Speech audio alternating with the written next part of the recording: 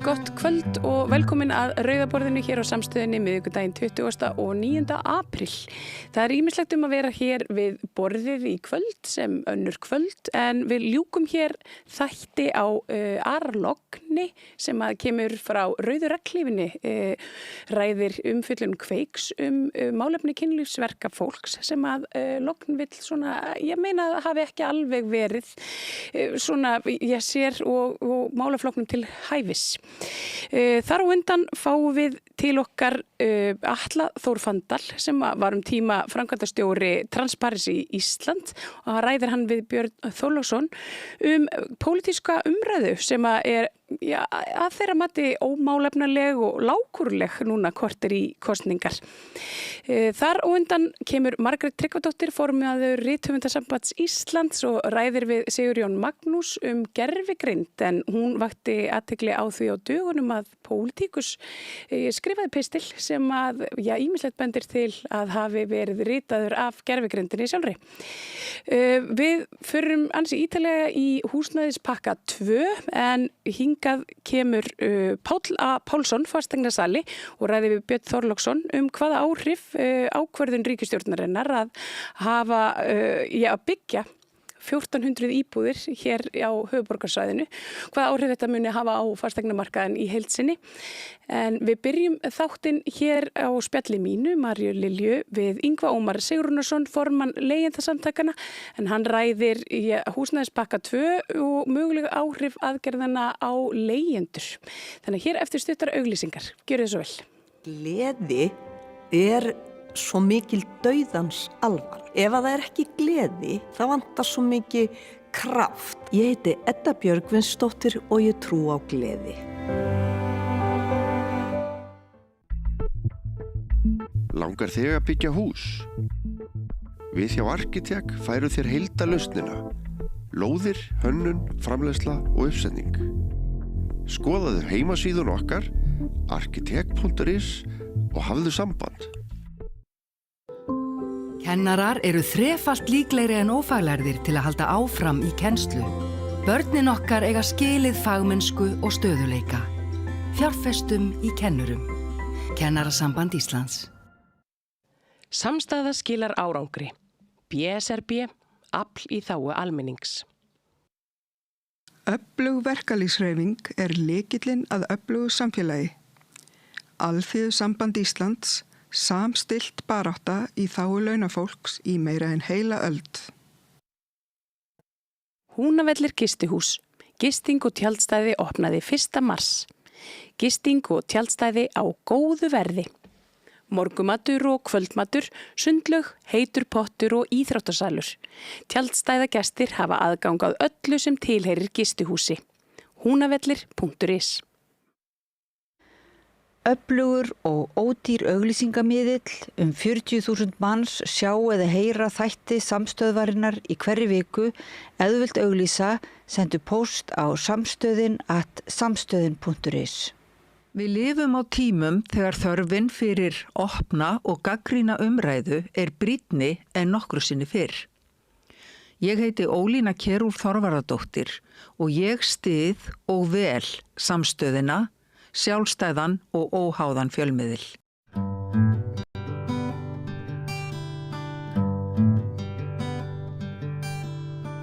Já, komið sæl aftur og velkomin að Rauðaborðinu. Ég heiti María Lilja og hingað komin formaður leigjendasamtakanna Ingvi Ómar Sigurðarson sem ætlar að ræða við mig aðgerðir, húsnæðisaðgerðir, ríkisstjórnar og borgarinnar sem kynntar voru í gær, meðal annars. Vertu velkomin. Takk fyrir að bjóða mér. Já, kannski bara byrjum á þessum pakka sem var tilkynntur þannig gær. Þetta eru 12 til 1400 nýjar íbúðir á höfuðborgarsvæðinu, á landi ríkisins í höfuðborginni einhvern veginn. Og það virðist vera svona, mikil ánægja með þetta, fulltrúar ASÍ og svona fleiri samtaka hafa svona kefst við að klappa þetta upp. En ég fór utan að vita hvað leigjendasamtökunum finnst þetta. Við erum bara sjálfsög ánægð með að sé verið að byggja upp í þörfina af því að þetta svolítið svona, má segja skríti ástand á fastamarkaði. Og þá segir, þegar ég tala fastamarkað þá ég tala leigendur og eigendur að þetta einn markað fyrir mér, sko. Af því það alveg kannski 2000 íbúðir, nýjar íbúðir sem ekki að seljast. En það bara þeir eru allt og dýrar. Þannig að þetta að vera hagkvæmar íbúðir og líka inn í almenna byggingar félagi eða hvað sem það heitir og það hugnast okkur, sko, engi spurning. Þannig að þetta mjög gott skref en í gær var náttúrulega bara verið fyrst og fremst að tilkynna svona samstarf Reykjavíkur og ríkisstjórnar. Þeir eru eftir að gera meira og svo höfum við verið að vinna mikið með Ragnari Þór. Ég vil bara byrja að segja því, ég er búin að vera í stjórnleiðansamtakana í 6 ár. Ég hef hitt ráðherra, ég hef hitt einhverja nefndarformenn og spjalla við þetta lið, sko. Og það hefur alltaf verið skilningsleysi og ákveðin hroki sem hefur mætt okkur. Það bara engin spurning um það. Það eins og að sé að tala við lítil börn þegar þeir eru að tala við okkur, sko. Þú veist, við erum bara einhverjir út í horni, sko. En núna þegar við erum að tala með Ragnar Þór og nú er ég ekkert að reyna að selja, sko, hans flokk en bara hann sem mannesku, sko. Það það bara allt annað. Hann skilur þetta, hann vill taka á þessu og við hefum, fyrsta skipti síðan ég kom að þessu virkilega sjáum við fram á árangur. Þú veist, og það var bara gaman að segja frá því og það kannski partur að húsnæðispakka 1 og 2 eða eitthvað svoleiðis, sko.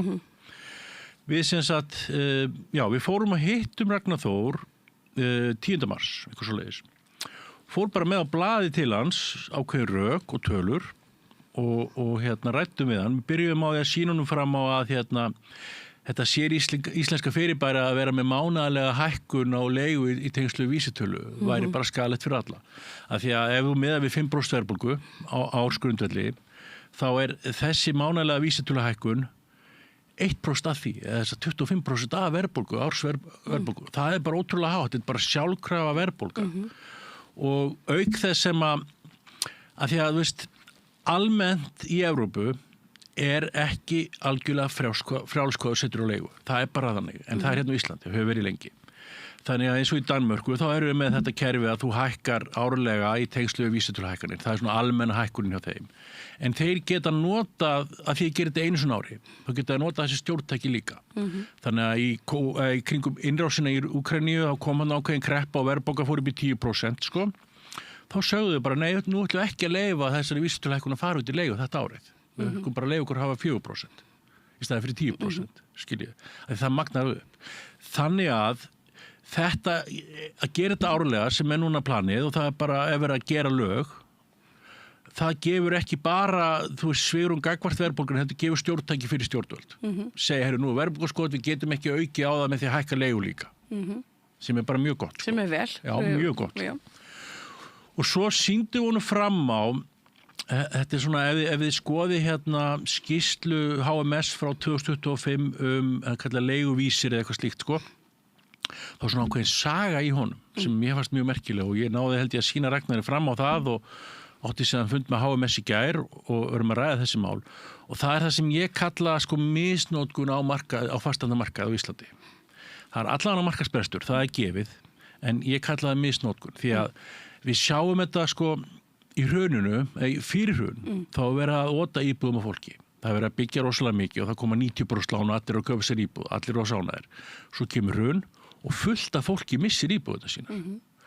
Og þær eru síðan seldar út til fjárfesta fyrst og fremst og þá hefst svona leigu kapplöp. Og við sjáum þetta, nú veit ég hvort ég sjá hendina á mér, en við sjáum sko hérna leiguverð 2010 og hérna fastaverð. Það bara mjög svona standard og svo byrja bara leiguverðið að rísa 2010 til 2014 það bara leiguverðið hérna en fastaverðið alltaf hérna. Svo byrja það að rísa líka af því að fólk að keppast við að kaupa upp íbúðir til þess að fara að leigja út. Akkurat. Já. Við tölum leigufélögin í þessu samhengi Gamma er þarna stór partur af þessu eftirhrunsæði sem að greip sig. Það var í rauninni Gamma sem reynsaði upp allan fasteignamarkaðinn eftir hrun. Síðan hafa orðið til hinn ýmsu leigufélög sem eru hagnaðardrifin. Og við sjáum það bara við sem erum á leigumarkaðu og fylgjumst með öðru fólki á leigumarkaði að þetta eru félög sem að hafa ekki hagsmuni leigjenda endilega leigurlösi heldur hagnað eigenda sinna. Þetta í raun og veru bara svívirðilegt þessi leigufélög. Við gerðum nú grein daginn við leigjendasamtökunum í stjórninni akkurat Ölmu sem að nú Gamma var sko fyrst eitthvað annað og svo breytist það í almenna leigufélagi og síðan breytist það í Ölmu eitthvað svoleiðis sko. Og við skoðum sko uppruna íbúðana og þeir áttu þegar sískinni frá Langasjó keiftu fyrirtæki í 2021 eða 2, þá áttu þeir 1100 íbúðir og cirka 600 af þeim kom beint úr frá fólki sem misti þeir í hruninu, skiljiði.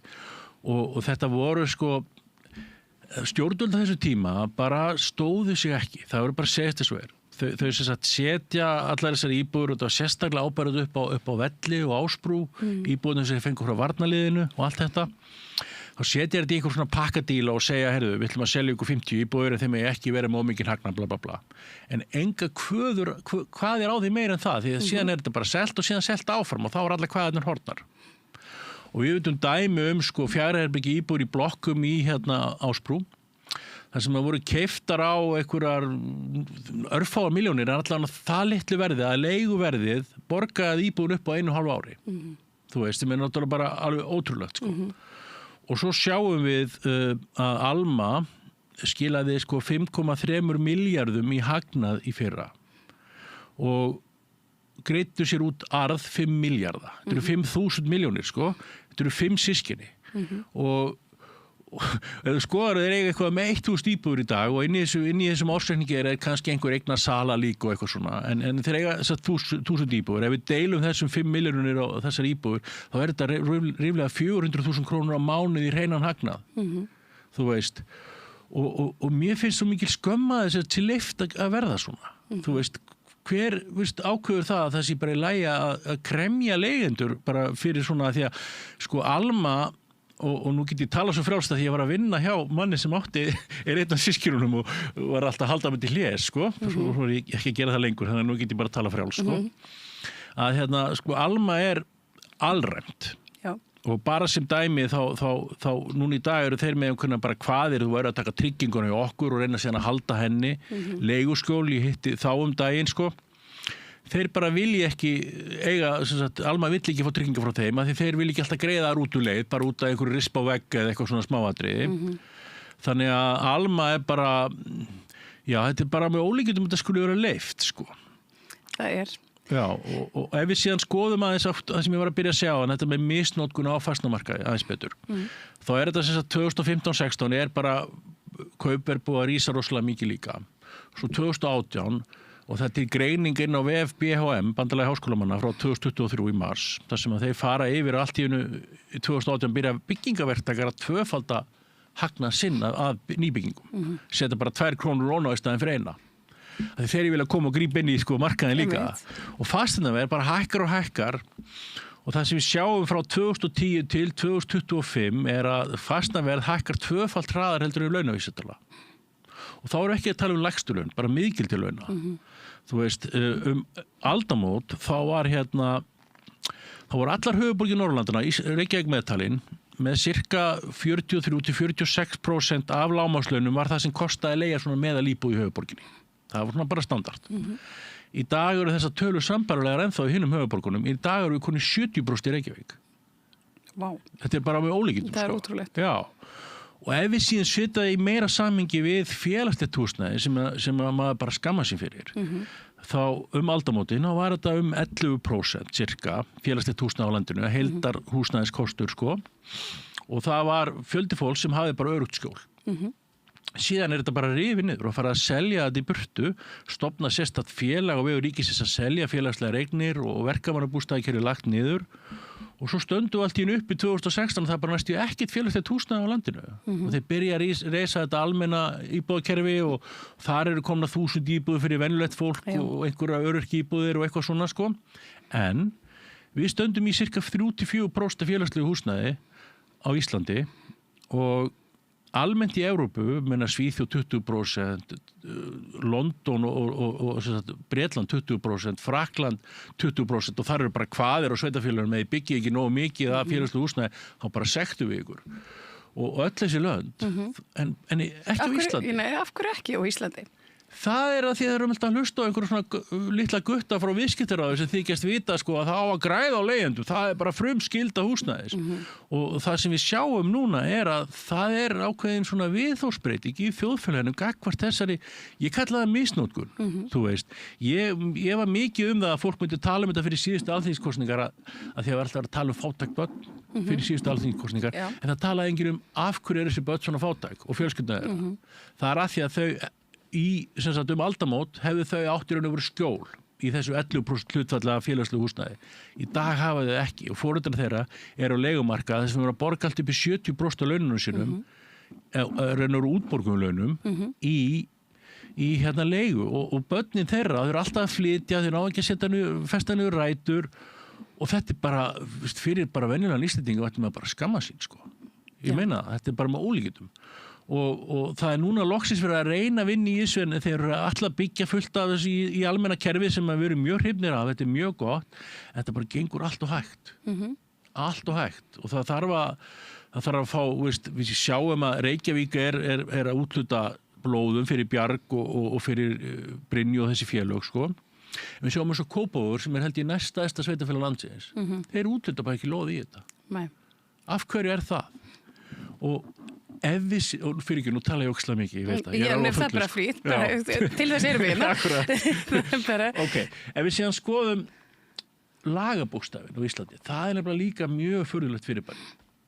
Ísland skrifar undir mannréttindasáttmála Sameinuðu þjóðanna, skrifar undir félagssáttmála Evrópu og búin að staðfesta hann fyrir nokkrum árum.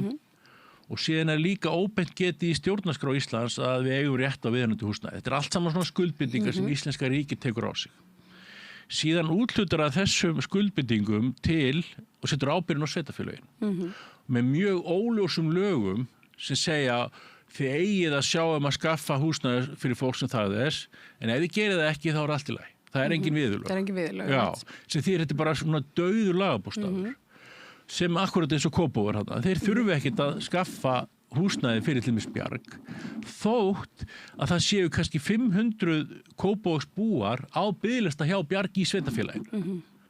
Við höfum séð þetta svona í kerfinu í kringum og í sveitafélagunum það sem, hér í kringum Reykjavík fólk sem er með fjölþættan vanda fólk sem þarf á félagslegu húsnæði að halda en lendir einhvern veginn á götunni í Reykjavík einfalda vegna þess að sveitafélagin þeirra heimabæir neita að takast á við þeirra vanda af því að það er eins og segir engin viðurlög.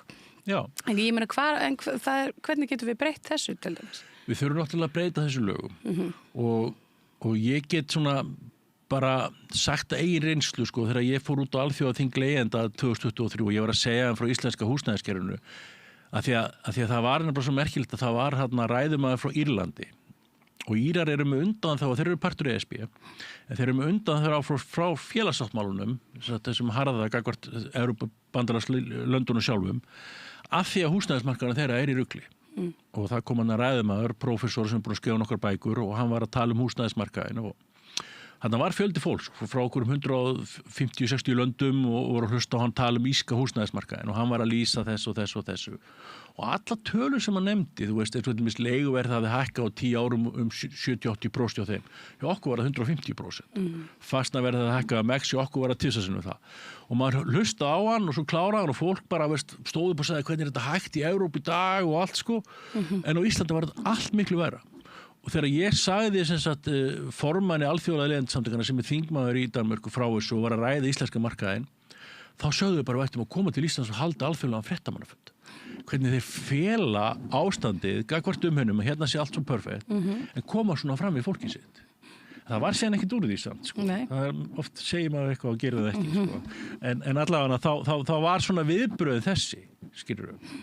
Og líka bara, eins og félagslegt húsnæði á Íslandi, það er svolítið miðað við markaðsverð. Þú getur leigt, sko, bara eins og vinur minn, hann býr við göngugötuna í Frankfurt, sko, í Frankfurt Höst og hann leigir það 4 herbergja íbúð 120 fermetrar eða eitthvað á sama verðið og kostar að leiga 2 herbergja blokkar íbúð í Breiðholti frá félagsbústöðum og hann er bara frjálsum markaði, skilur við og það er akkurat önnur saga sem að situr í mig. Þegar ég var hérna úti á þessu leiðendaþingi þá fórum við satt með borgarstjórunum og einhverju starfsmönnum Lissabonborgar í svona útsýnisferð og skoða nýtt félagslegt hverfi sem voru að byggja upp. Þá voru við að rífa niður hérna eldri byggingar og reisa svona 5 hæða blokkir, mjög svona lekkert og konan labba með okkur hérna upp á aðra hæð og sýnur okkur íbúð, svona 4 herbergi íbúð og rosa flott og fínt og spyr hvað haldið þetta sé leikt út á og við ætla gisk og tölu, vorum hérna 7-8 kannski og hún segi 250 eurur og við alveg, já, ok, það er alveg sanngjarnt og allt það félagslegt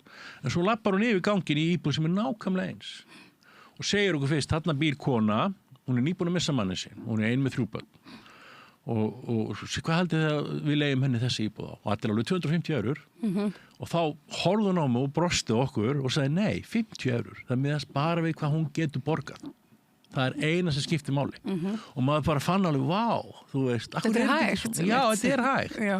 þú veist, þetta á að miðast við svona og hérna á Íslandi er þetta mjög skrítið, við bæði miðum sko við einhvers konar markasveð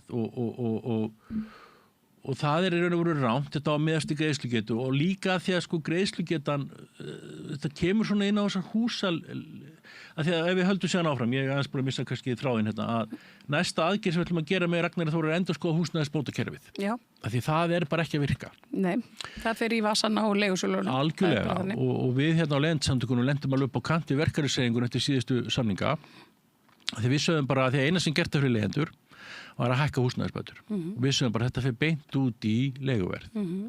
Og það gerði það, alveg klárlega. HMS birti skýrslu árið seinna og sagði að hún hefði aldrei séð mikla hækkun úr 20 tíma og það verið freka ljóst að þessar bætur hefur bara farið beint í leiguverð. Ég meina þú getur valið, þú getur hakað við hvort þú bætum þeina renni beint í vasa leigusalans eða þú fáir það reyna þinn eigin reikning. Þetta er bara þetta sem blasir við. Já, nákvæmlega. Og við líka höfum séð sko þessa forsvarsmenn leigufélaga að standa upp á svona fundum og í starfshópum og segja nú sko er eignasafnið okkar búið að hækka svo mikið að við þurfum að hækka leiguna, þau þurfum að hækka bæturnar. Þú veist, þetta er bara þeirra peningur og við erum að sjá það að fyrir síðasta ára voru þetta 11,2 milljarðar í venjulegar húsaleigubætur og við erum ekki að tala þá sérstakar húsaleigubætur. Það er einhverju milljarðar í viðbót. Heldur bara þessar fyrir venjulegt fólk að leiga venjulegar íbúðir. Þetta fer bara beint í vasa leigjenda og er að valda, leigusala meina ég, og er að valda því að húsnæðisverð hækkar. Að því að við sjáum alveg, þú veist að eins og ég sagði áðan, þá er þetta byrjar bæði fyrst leiguverð að hækka, svo húsnæðisverð og nú er þetta bæði komið algjör á topp. Og ef þú ferð inn á Facebook-kópa fyrir 2 árum og alveg aftur og baki 8 ár, svona fjármálatips og svona, og þá var fólk að spyrja hvernig besta ávaxta peningi minn. Það var alltaf kaup íbúð og leiðan út, kaup íbúð og leiðan út og það var það sem allir gerðu. Það voru allir ömmuður að keyptu sér íbúð og leiða út sko. Og það bara allir því að það var mikil samkeppni íbúðir sem allir því að það hækkaði húsnæðisverðið og síðan að því að það eru húsaleigubætur fyrir fólk þá er hægt að leigja út á dýrara verði. Þannig að við erum með tillögur sem við viljum beita okkur fyrir og verður skoðuð, við getum allavega að vita það núna, sem snýstum að snúa þessu kerfi við. Þá viljum við sem sagt setja, ef ég bara spyr þig, veist, hvað finnst þér eðlilegt ef ég byggi hérna hús og leigir íbúð, hvað finnst þér eðlilegt að þú borgir upp kostnaðin við að byggja hús á mörgum árum? Ég get ekki svaraði. Ok, við leggjum til 20 ár, þannig að þú borgir 5% af byggingakostnaðin eða brunabótamati og ári í leigu. Það er það sem við leggjum til okkar kerfi og það sem bara sett kostnaði, tengingu og leigu. Að því að leiga er eina varan á markaði sem tengist aldrei kostnaði. Þetta er bara hversu mikið getið kreist út í leigjandana. Það er eina sem skiptir máli. Þannig að ef við setjum þetta þannig að þessi 5% af þess að brunabótamáta ári, það sé bara viðmun að verða leigu, þá myndi leiga lækkur 40-50%. Sem sýnir hversu hún er há. Það er ótrúlegt. Já, einmitt. Þú veist að við tókum dæmi þetta og það er með ólíkindum hvað þetta er mikið, búið að leggja mikið á. Og ef við síðan setjum það sem svona standart þá þurfi ekkert allir húsaleigubætur lengur. Og húsaleigubætur verða bara sértæk úrræði fyrir tekjulægsta hópinn, búumál. Í staðinn, og meðan vaxtastig er hátt, það var til dæmis 10% vexti fyrir ekki svo lengur síðan og eru háir núna, þá getum við snúið kerfinu við, þannig að ef þú átt íbúð, ert að kaupa hana, veist að því það er mjög algengt á Íslandi að þú kaupir íbúð með kannski ungu maður, fær styrka mömmu og pappa, býr hjá þeim og leigir hann út. Það er bara algengt og það er alveg hægt að skilja það. Ferð út í nám eða eitthvað svona, ég meina, þú veist, eins og leigusalinn minn, hún er einhverstaðar og er í námi, allt er lægi, þú veist, er í íbúðinu hennar og meðan, en hún er rosalega dýr. Já, en við þurfum akkurat, hún er dýr af því að lánin eru dýr og þá þurfum við akkurat að tækla það og við gerum það með þess nú að bóta kerfinu við. Þannig að ef að þú ert með dýrlán og það er hái vextir, þá sækir þú vaxtabætur og þá ertu með viðmunaverðið og það er borgað upp í lániðin og þá tapar við að því að markmiðið með þessu kerfi sem við erum búin að hanna er að enginn tap á því að leiga út íbúð. En það sé bara hólegu ávöxtum. Og þetta myndi umbylta hérna bæði fasteignaverði og leiguverð á Íslandi, ekki spurning og við viljum bara berjast fyrir þessu að því að það er svo merkilegt með, og nú er ég að tala á hann hérna mismunandi að tala við ráðherra og ráðamenn fyrrum húsnæðismála ráðherra frá Framsókn, hann ætlaði að bæta hag leigjenda fyrir nokkrum árum og setti hérna sem hann kallaði á hérna markaðsverð leigu. Já. Ok. En nema hvað hann tekur þetta einhvern veginn upp úr dönsku lögum en gera það bara vitlaust, þannig að það bara veldur skaða. Í danska kerfinu virkar þetta þannig að ef þú ert með íbúður eldri en 1991 þá er það kostnaðartengt, bara eins og við erum að leggja til með okkar kerfi. Ef þau eru nýrið 91 og koma á fastamarkaðin eða leigumarkaðin, þá er viðmunaverðið eða markaðslega sett á og þá miðast það við verð á íbúðum í kring.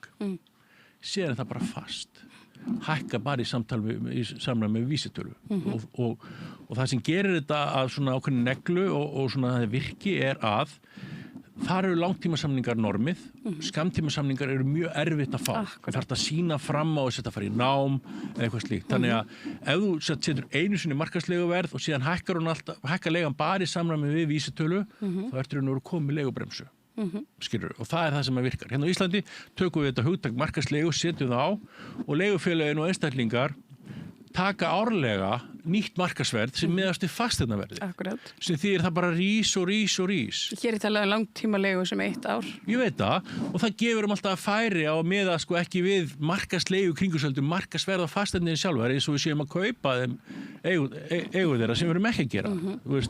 Þannig að þessi framkvæmd að setja eitthvað svona hugtak sem er mjög óljóst inn, markaðsverðlegu, bara gerði illt verra.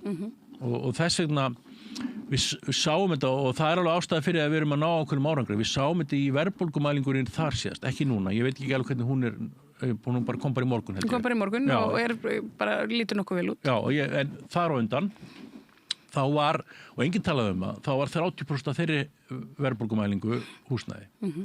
En það var ekki fasteignaverðið, því það er ekki að hækka lengur, það er komið í topp. Það var bara leiguverðshækkanir, sem var 30% af síðustu hækkun.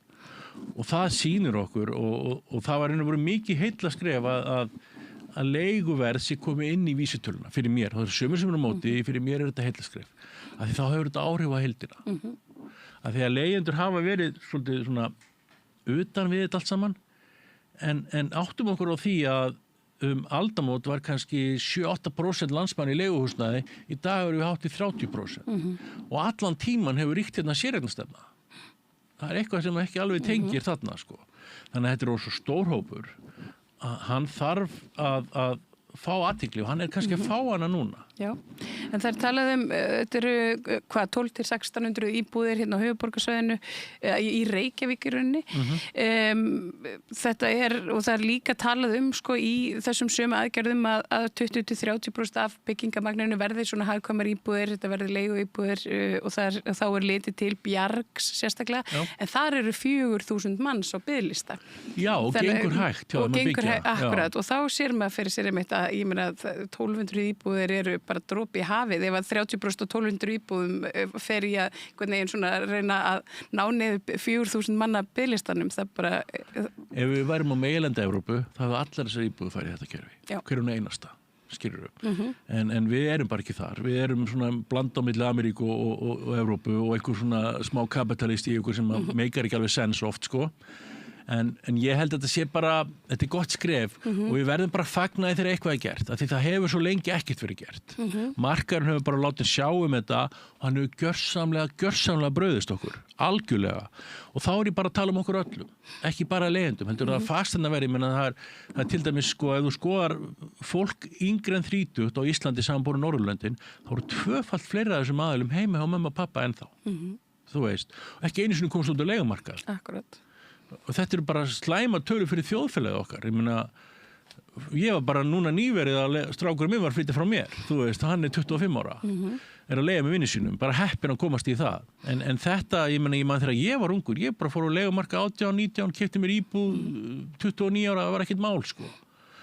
Og allt það, þannig að þetta bara búið að breytast svo svakalega til þess verra. En það eru nokkrar aðrar aðgerðir sem við ætlum að gera, þannig ég fara aðeins yfir þá fram. Við viljum líka breyta fyrirkomulagi tryggingar á leigu. Af því að ef þú skoðar hjá kærunum Túsamála, þá mikill meirihluti mála út af því að þú ert ekki að fá tryggingunni tilbaka. Og þú ert kannski búin að ákveða og búin að finna aðra íbúð og ert að flytja og trygginginni först og þú ert að fara að borga 1 milljón í einhver tryggingu og þú átt hann ekki. Þannig að þetta þarf að leysa. Þannig að það sem við erum að leggja til er að tryggingar hætti að vera hjá leigusalanum.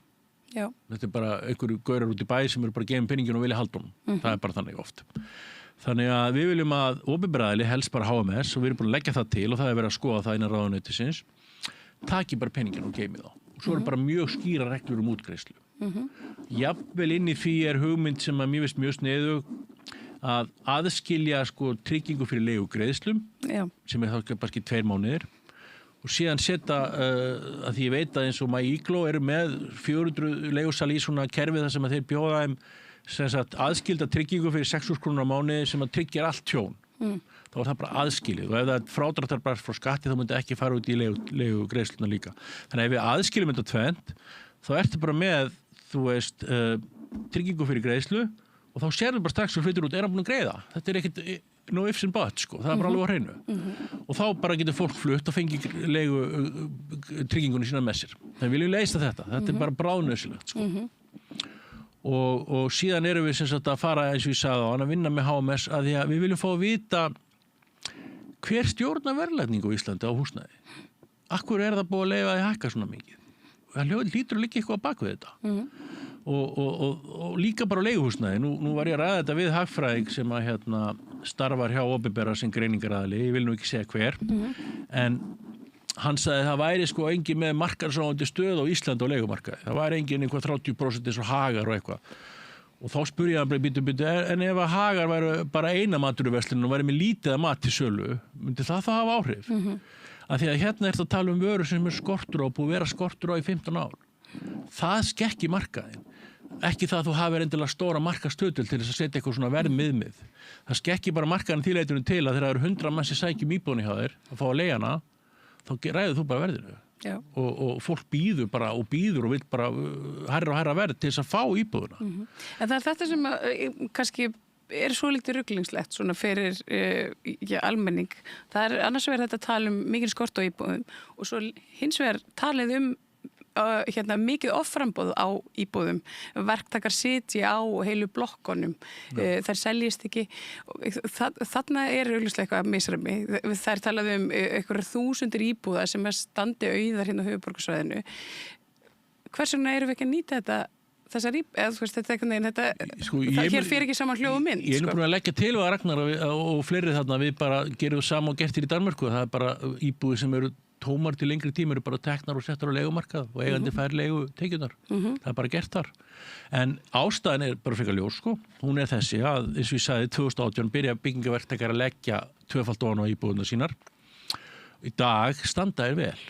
Þeir eru bara vel stöndu fyrirtæki og meira þess að fjármálaráðherra tala það í einhverju viðtali fyrir 1-2 mánuðum að það þyrfti ekki að ágjöra byggingaverktökum eða fjármögnunaraðilum á byggingamarkaði. Þeir hefðu það ágætt og væru stöndu fyrirtæki.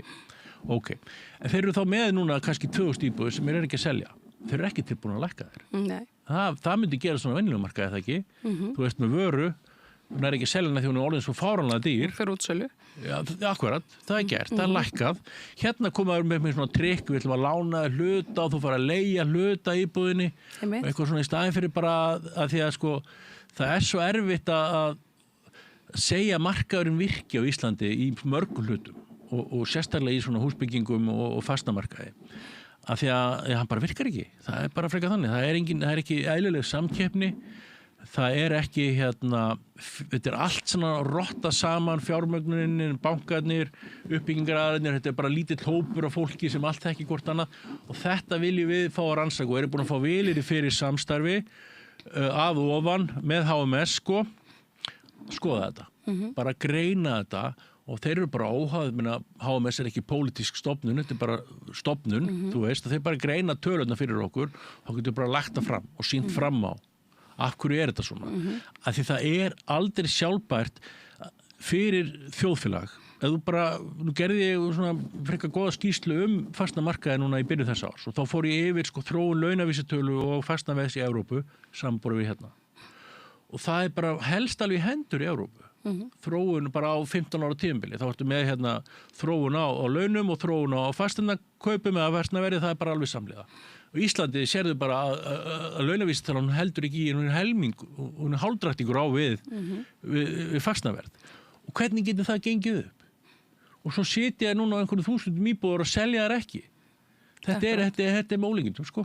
Þetta á ekki að viðgangast. En þetta bara virkar eins og mafíustarsvimi. Já. Þetta svo svolítið þannig. Og svo við tökum þetta einu skrif lengra. Hvar þessar íbúðir? Það eru á borgarlandi. Borgin á landið. Land svo takmörku auðlind. Hvernig mega sitja á borgarlandi af því þið fá ekki nógu mikið gróða fyrir íbúðina sem búin að byggja allt á dýrar. Mér finnst ekkert mega það. Nei. Mér finnst þetta bara að segja, við eigum þetta land, þið eru ekki að nýta það, við ætlum bara að setja íbúðinni í leigu, gjöru svo vel. Það myndi alvöru stjórnmálafólk gera, bara ekki flóknara svo. Já, það væri borgarstjórnarflokkurinn sem að fengi mitt atkvæði allavega, sem að ég myndi allavega sekta tómar íbúðir. Íbúðir sem væri búin að standa tómar kannski í ykkur ár, bara smetla það sektum eða bara taka þær og setja þær á leigumarkaði. Þetta ætti ekki að vera flókið. Nákvæmlega, og smá spoiler alert, við erum með paddborð á Anmæ, neyri í Grósku með frambjóðundum og við ætlum að streyma þau á Vísir og svona og ein spurningi verður, tvær spurningar sem verða akkurat þetta að núna samkant alþjóðasáttmálum og stjórnarskrá á að ríki búið undirgangast með húsnæðisöryggi fólk búið framsýla það til borgarinnar, finnst ykkur þið hafa tól til þess að sinna þeirri ábyrgð af því að, þú veist, sem dæmi þá geta borgaryfirvöld í Barcelona sett á leiguþak borgaryfirvöld í Madrid kjósa að gera það ekki þrátt fyrir skort. Það akkurat greinu það í Guardian núna daginn hver munurinn þarna á milli. Það gengur miklu betur í Barcelona að uppfylla þarfir borgarana af því þeir settu leigu það á. Nú hef ég verið með sveitarstjórnarfulltrúana eða framboðsfulltrúana hérna í viðtölum í síðustu vikur og þau ber all saman þetta. Það sé bara hreinlega ekki heimild á sveitarstjórnarstiginu til þess að koma á leiguþaki þó þau gertnar vildu, segja mörg. Þannig að það svona áhugavert. Ertu ekki sammála þessu? Ég ekki sammála þessu. Nei? Og ég líka hef sagt við allavega 2 framboð að ef að ég væri að fara í framboðu sem ég hef engan áhuga að gera, þá myndi ég segja, heyrðu, við ætlum bara að setja leiguþak á. Það segir í lögum við eigum uppfylla þessar skyldur okkar. Við getum það ekki því höfum ekki tækið. Þannig að við setjum bara leiguþak á, síðan látum við bara reyna það fyrir dómstólum með tilvísanir í þessi lög og í stjórnarskrána, í þessi alþjóðasáttmála versus því að þú ert með íbúðir á borgarlandi og ert á okra. Það bara, ég myndi bara láta að reyna á það, búið mál. Og þú ert að vinna fyrir fólkið, Akkurat. Þú ert ekki að vinna fyrir einhverja fjárfesta sem búið að vera það sem búið að gerast núna frá hruni, það bara búið að vinna fyrir fjárfesta. Alfarið. Og það þarf bara núna að fara að snúa við og fara að hugsa fólk. Og þú segir að þessi húsnæðispakki sé svona, kannski hænuskref í rétt átt.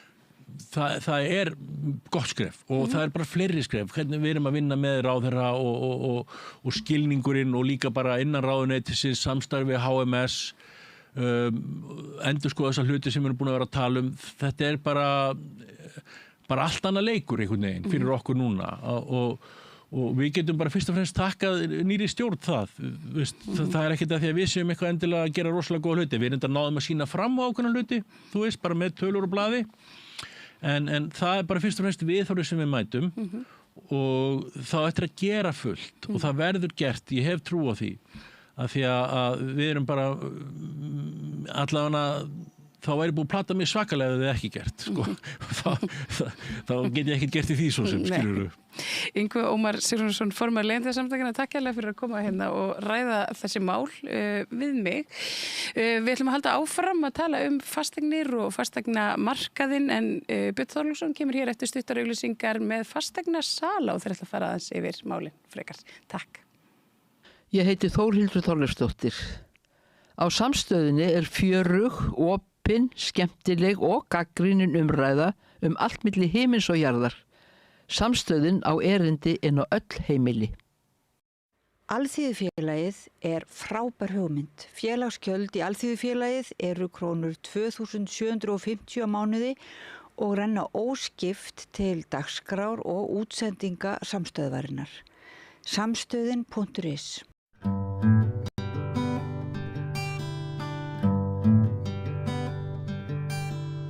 Já, við ætlum að ræða fasteignamál svona einkum á höfuðborgarsvæðinu, sumpart aðeins í tengslum við það efni sem að María Lilja var með hér áðan, þar sem hún ræddi við talsmann Leigjendasamtakanna hvort verði breytingar við það að ríkisstjórnin hefur kynnt að það standi til að byggja 1200 til 1400 nýjar íbúðir. Við ætlum aðeins að heyra hvað fasteignasali segir það, hvort þetta hefur mikil áhrif á markaðinu sem hefur verið aðeins í frosinn.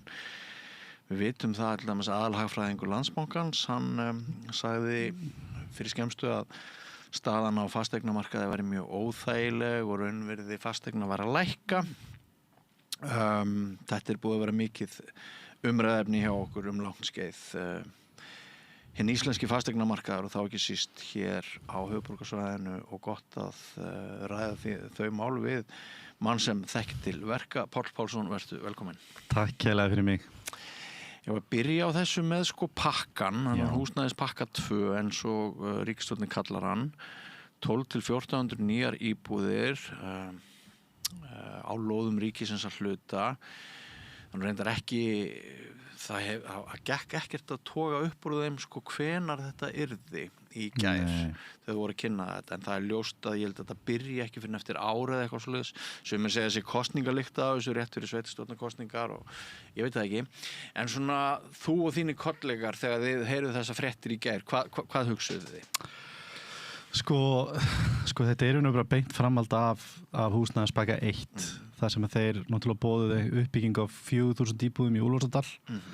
Þessar íbúðir eru koma ofan á, þannig að þarna komið einhverja 5500 íbúðir í svona, eða alltaf 5500 íbúðir í svona í bígerð.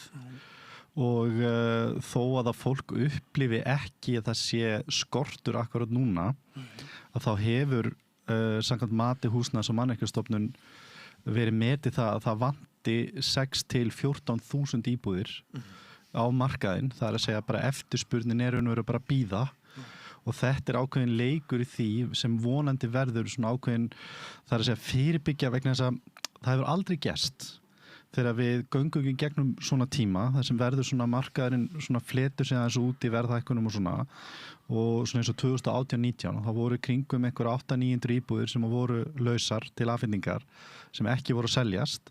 Svo lauk því tímabili, allt seldist og varð síðan skortur. Og ég vitna nú við Sigurð Hannesson að við viðtalið á Viðskiptablaðinu í vikunni þar sem hann sagði að þetta mun líklega raungerast aftur þegar að þessu tímabili lokið núna. Það 2200 eignir, nýbyggingareignir á markaðnum í dag. Það 6200 eignir íbúðir auglýstendur sölu á öllu landinu í dag. Og það svona 800 til 1000 manns að kaupa sér fasteign í hverju mánuði. Þannig að þetta bara mjög gott mjög góðar fréttir inn í það til þess að fyrirbyggja það að það verði ekki skortur á einhverju tímapunkti. Þannig að auðvitað eins og þú sagðir að það náttúrulega fullt á ósvöruðum spurningum. Þetta náttúrulega rándýrum reitum sem að náttúrulega menn hafa verið að tala hinum einum. Leysir þetta bílastæðavandamál. Það voru gerðar, verður farið út í að byggja réttu íbúðirnar vegna þess að það var líka talað í gær, Ragnar ráðherra, hann sagði náttúrulega að þetta verður byggðar svona minni íbúðir sem að markaðurinn að kallast eftir. Það hefur ekki verið gert. Ég hef áhyggjur af sérbýlismarkaðnum Þess að kannanir sýna það að 35-38% af fólki vill búa í sérbýli, það að segja svona litlu raðpar eða einbýlishúsi. Önnur 35%, svona 70-80% af fólki vill búa þá í minna fjölbýli, 2, 3, 4, 5 býli eða 6 býli kannski. Þetta allt reyti þar sem við erum að byggja eins og þessi við kallar stórum fjölbýlum sem eru 17 íbúðir pluss og það bara óbúslega fáir sem vilja búa í þannig eignum. Þannig að þetta virkilega gott, fullt af hrósi og fullt af ósvöðnum spurningum, allt í rétt átt. Lýstu aðeins fyrir mér hérna hvernig hún lítur út fasteignin sem ekki selst. Hvernig eign það og hvar? Já, eign sem að markaðurinn þolir ágætlega verðbil á bilinu 750 til 850.000 per fermeter. Það selst og það selst ágætlega. Leiður komin með 900 miljón 11-1200.000 þó með undantekningum. Þá erfiðara með að selja ekki nema eignin eða íbúðin hefur einhver svona ákveðna X-faktora. Það sé ákveðin íburður, það ákveðin penthouse eða eitthvað slíkt. Annars eftirspurn á markaði bara ágætt. Það undirliggjandi mikill þrýstingur. Það margir sem vilja komast inn á markaðin sem að halda sér höndum og en það sem hefur verið að ströggla mest eru nýbyggingarnar. Í tilteknum hverfum það ekki? Þessi verkefni sem hefur verið einna miðsvæðis, það að segja kannski frá 101 og upp í kannski 108, það svo sem ekki verið að byggja mikið öðrum svæðum heldur nema kannski í 221 Hafnarfirði, eitthvað í Garðabæ og svo framvegis. Nýbyggingarnar eru bara almennt ekki að ganga nógu vel, en það svona hægt og rólega að breytast. Verktakarnir hafa, nokkuð verkefni sem hafa verið að breyta eins verðunum sínum og svona, en það ekki bara verðin sem að hafa áhrif, það eru ákveðin gæði sem að kaupendum en neytendum hefur vantað, eins og bílastæði. Að hve miklu leyti það pólitískur áróður að skortur á bílastæðum sé mjög hamlandi fyrir kaupendur og að hve miklu leyti það staðreynd? Það staðreynd hjá markhópi sem svona 50 ára og pluss. 50 ára það að segja babyboomerarnir, það að segja fólk sem fætt á árunum 40, 60, 64, jafnvel aðeins yngra.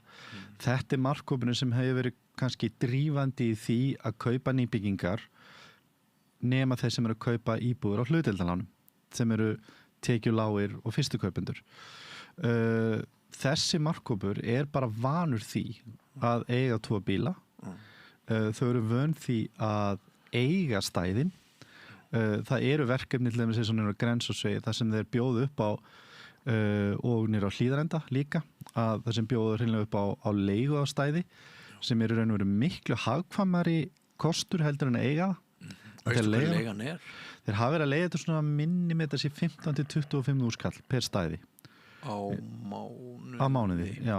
15-20 skall? Já, í staðin fyrir að kaupa stæði sem kostar bílnum 5-10 milljónir í þessu nýbyggingum. Þannig að það raunum að fara rauk fyrir því að það fjárhagslega hagkvæmara að leigja í þessu tilfelli heldur en að eiga.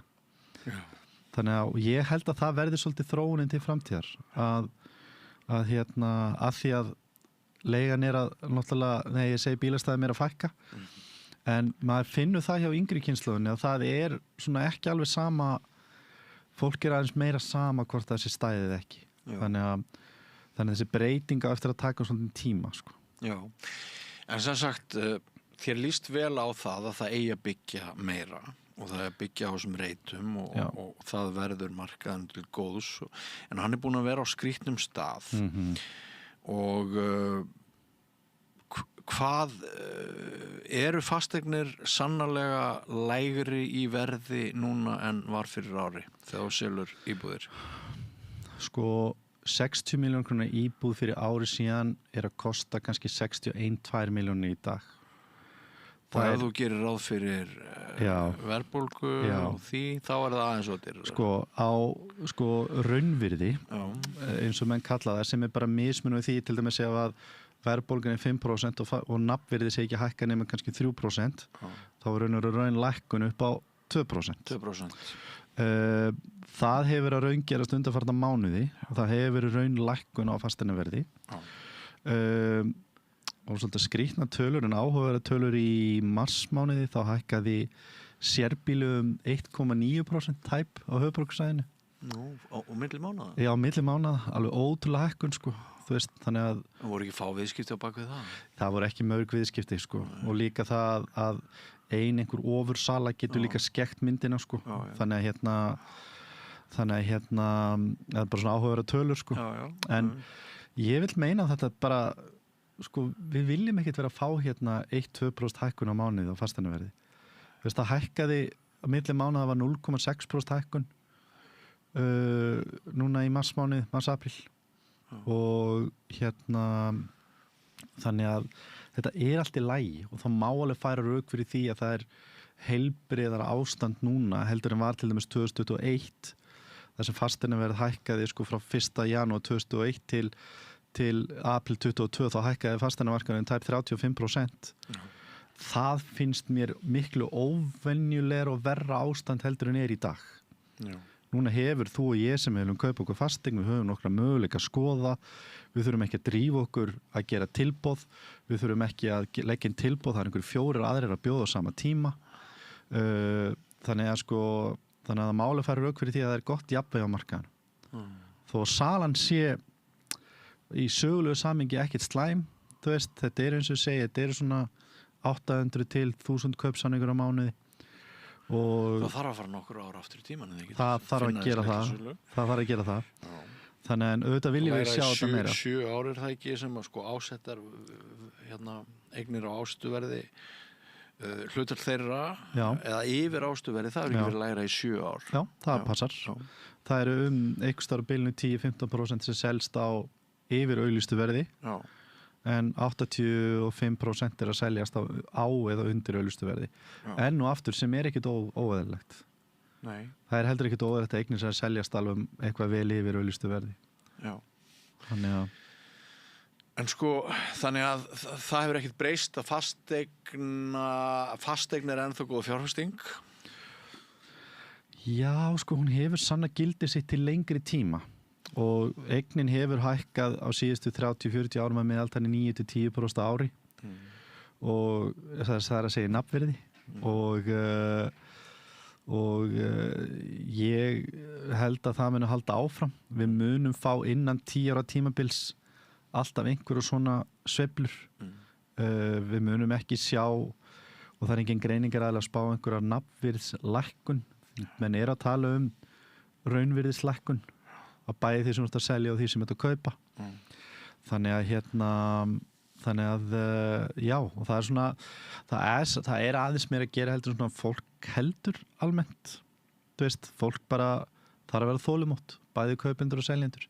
Þetta tekur, þú veist, meðaltíminn í dag í kringum 100 dagar sem tekur að selja fasteign. Það meðaltíminn núna? Já, það að segja fráðun fyrir auglýsingu og þang til að kaupsamningi þinglist. Þannig að það er svona jafnvægi sko. En það sem aðal áhugjefnið og það sem að menn hafa verið að ítrekka tala bæði bankarnir og greiningadeildir bankana og svo náttúrulega samtökum iðnaðarins, þeir hafa raunverulega áhyggjur af nýbyggingamarkaðnum.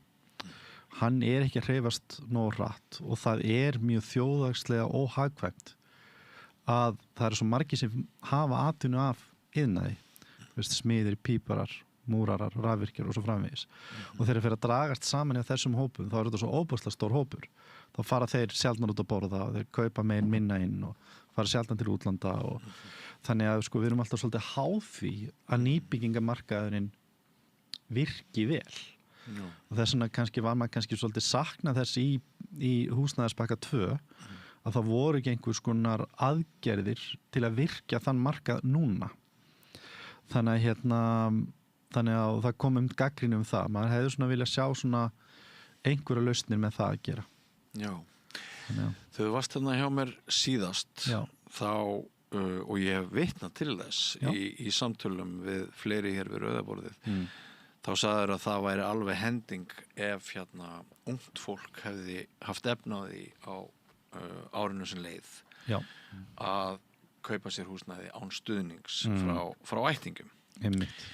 Og það hefur náttúrulega sett af stað alls konar pælingar hvort efnahagsleg stéttaskipting verður á milli þeirra sem eiga og þeirra sem eiga ekki.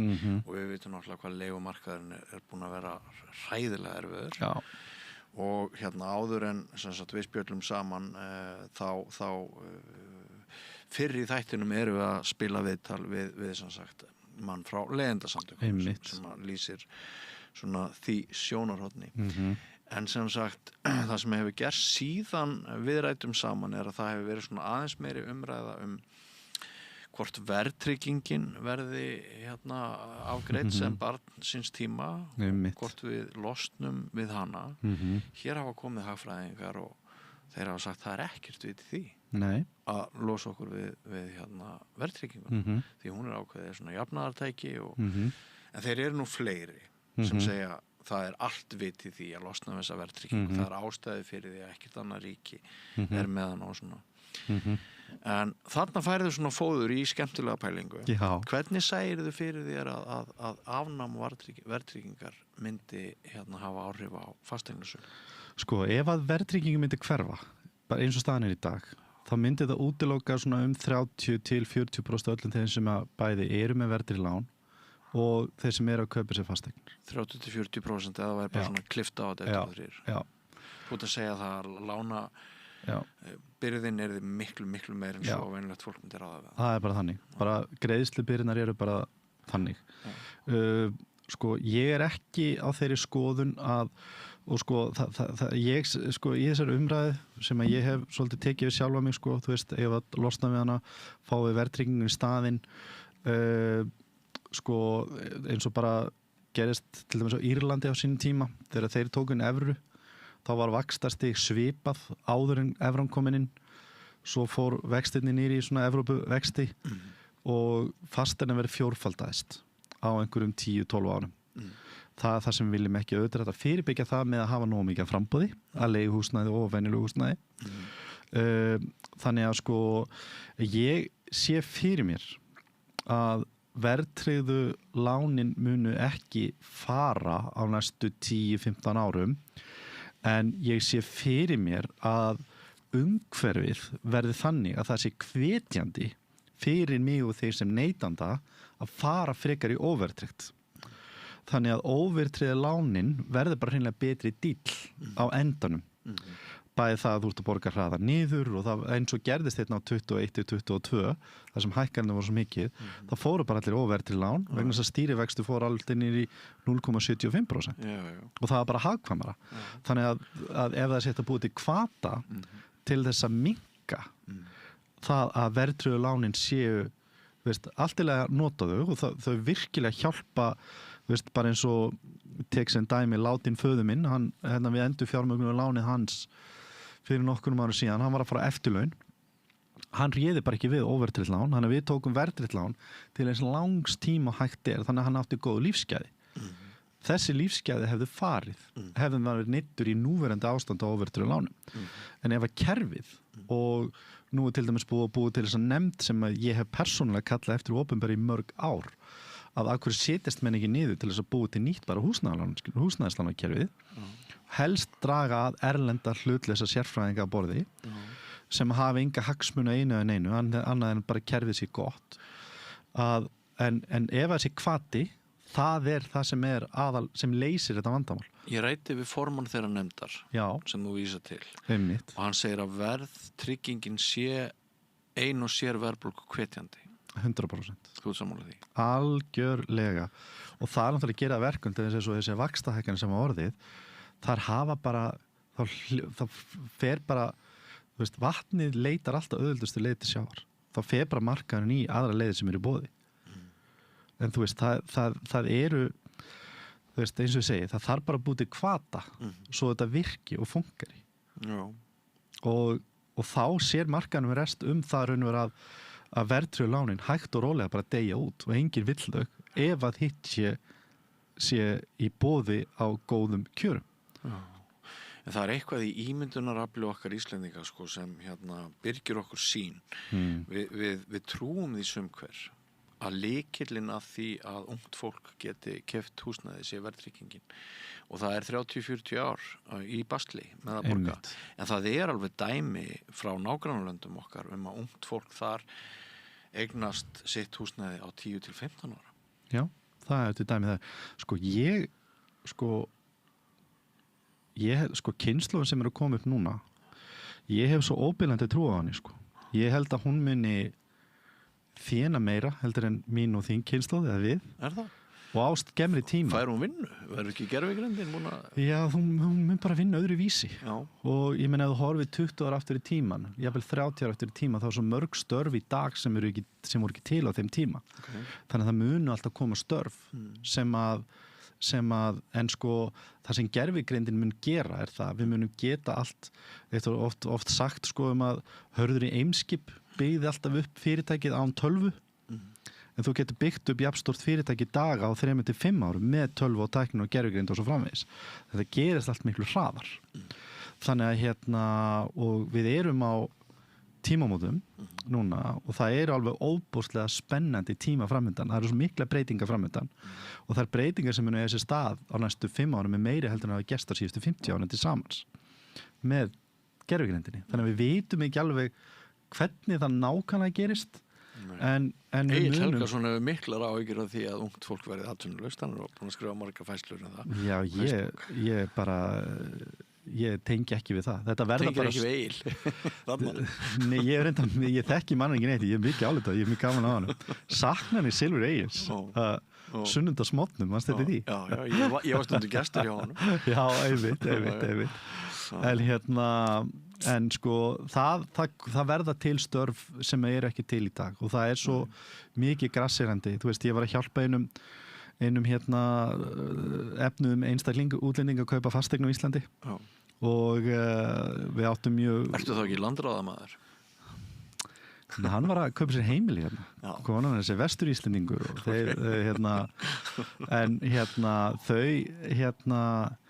hann efnaðist á tækninni, á tæknifyrirtæki og hann var alveg samfærður það að við munum, meira segja kynslóðinur okkar, við munum lifa til 120-150 ára aldurs út af tækninni.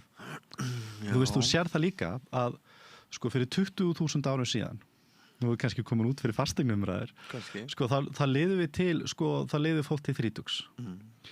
Til ársins 1840 sem þannig síði sögulegu samingi ekkert langt síðan. Þá liðu við til 35 ára.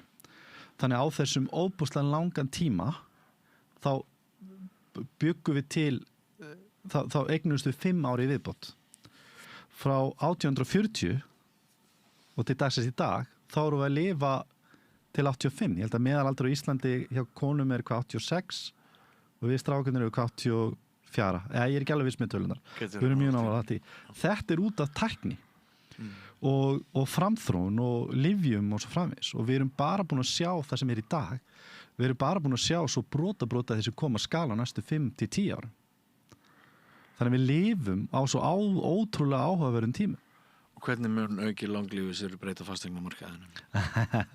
Já, svo hefur það verið umræðan vegna þess að líka það að á næstu árum þá líka mun sko sem hin hliðin á peningnum sem að menn hafa áhyggjur af til þess sérstaklega erlendis að þessu óbúslega stóru kynslóðir sem eru fættar á árunum 46-64 þessi eftir stríðsárs kynslóðir babyboomerarnir þegar þessi hópur fer út á markanum þá voru offramboð á fasteignum allt sem hefur verið byggt frá 2010 til svona 2040-50 þannig að því að fólksfjölgun hefur ekki verið nógu mikil sko en það er bara önnur vandamál sem við þurfum að leysa í dag en þú heldur semst að kaupmáttur unga fólksins muni aukast?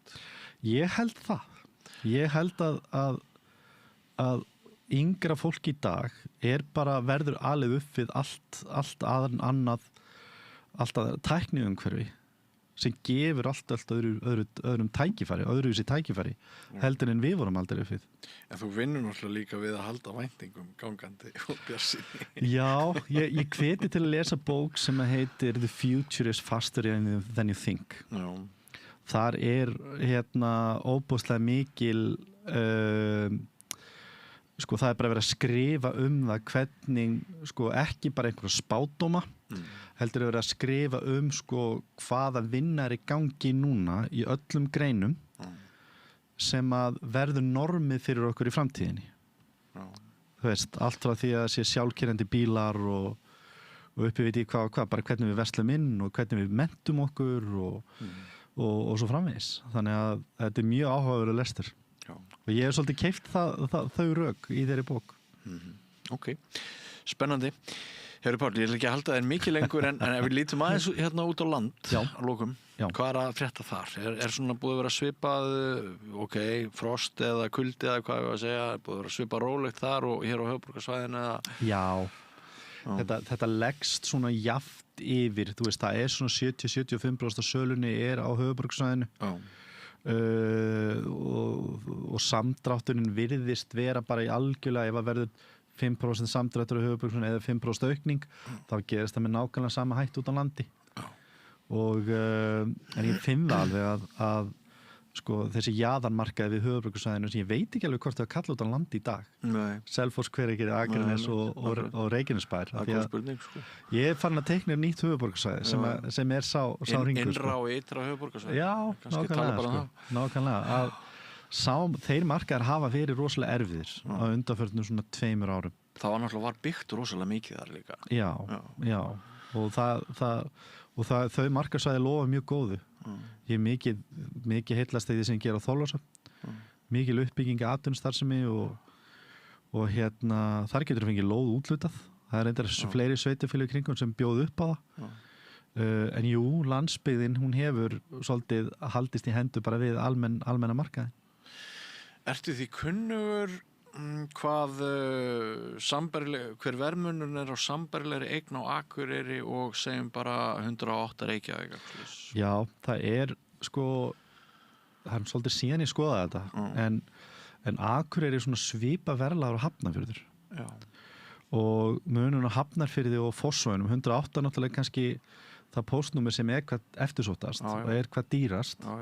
Lítil uppbygging þar og bara takmarka landsvæði þannig að ég man ekki alveg munin á fermetraverðinu en mér minnir að það hafi verið svona 100-150 krónur eitthvað svoleiðis.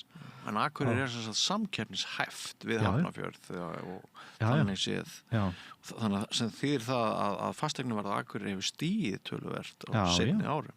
Algjörlega, heldur betur.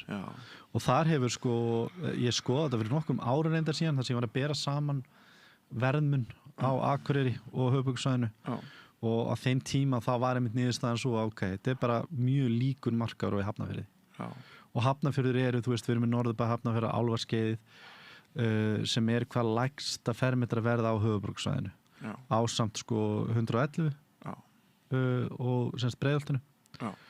Þannig að þau verður svona ekkert ósvipuð þegar ég skoða þetta sín tíma. Ég veit ekki alveg hvernig staðan samt er á því í dag, en ég gerir bara ráð fyrir það sé svipað.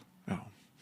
En sem sagt, þú hefur lifað betri daga og þín í þínu bransa en svona, það er ekki dauð og djöfull.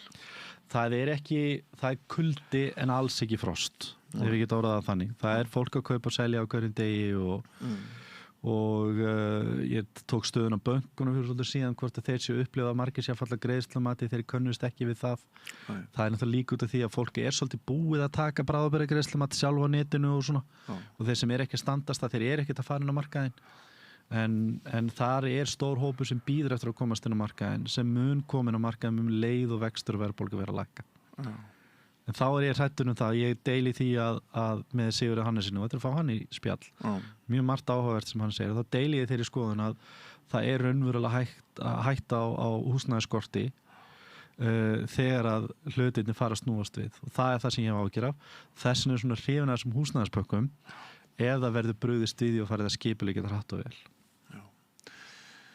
Svona bara spennandi að velta þið fyrir sér sko hvort atvinnuleysið, hvort það lækkar aftur.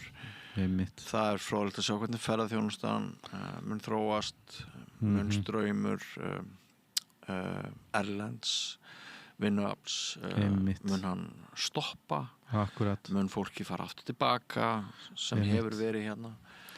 Ég heyrði utan að mig daginn, það var einhver að tala það, kannski efni fyrir ykkur, að ég heyrði utan að mér og ég hef alveg fundið það sko því ég hef selt fyrir fólk frá Pólandi sem búið að vera þetta lengri tíma. Rosalega mikið af þeim markhópi að fara út aftur. Já. Ég heyrði tölu sem var bara 5-10 manns, ég bara reyndi að kaupa það ekki sko en þessi hópur að fara aftur til síns heima. Já. Þannig að það ekki nóg mikið vinnu að hafa hérna og þú veist, þannig að ég veit ekki hvað til í því sko. Við erum háð því að flytja inn fólk. Já. Þetta síkvíkur markaður og kannski verður við orðin 1 milljón eftir nokkur ár. Hver veit? Hver veit, já. Hver veit. Á einhverjum tímapunkti verður við það. Já. Og það er þetta reiknir í 400.000 í dag eitthvað slags. Jú. Mér er svo stutt sem ég var 250.000. Já, það er sem líka. Það var það sem að byrjaði að segja útlendinguna þegar maður fór í fyrstu utanlandsferðina. Einmitt. Og voru ekki 220.000 þegar ég fór í mína fyrstu. Akkurat, sko. Það er svona. En það er gott að búa í Íslandi. Það er gott að búa í Íslandi. Það er auðvitað endalaust áskorunum og svo framvegis, en það er engin annan ástæð til að vera bjassinn.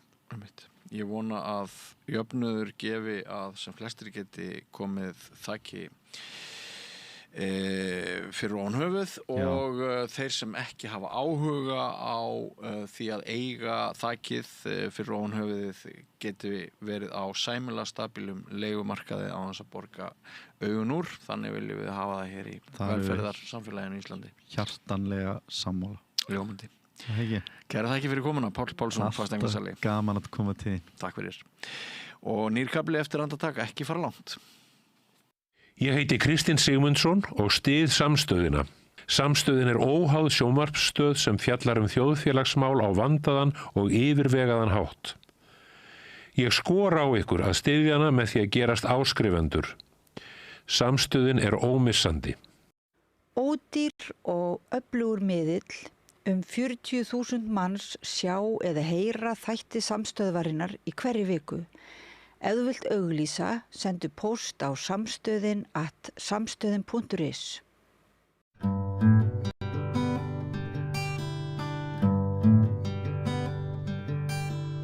Það komið þið sæl. Til mér konar Margrét Tryggvadóttir, formaður Rithöfundasambandsins og rithöfundur náttúrulega. Jú. Já. Sæl. Þú hefur svona vakið athygli mín aðeins að þegar, sko, ég vil alltaf vara við ómikil notkun á gervigreindinni. Já, sko við rithöfundar og listafólk almennt, við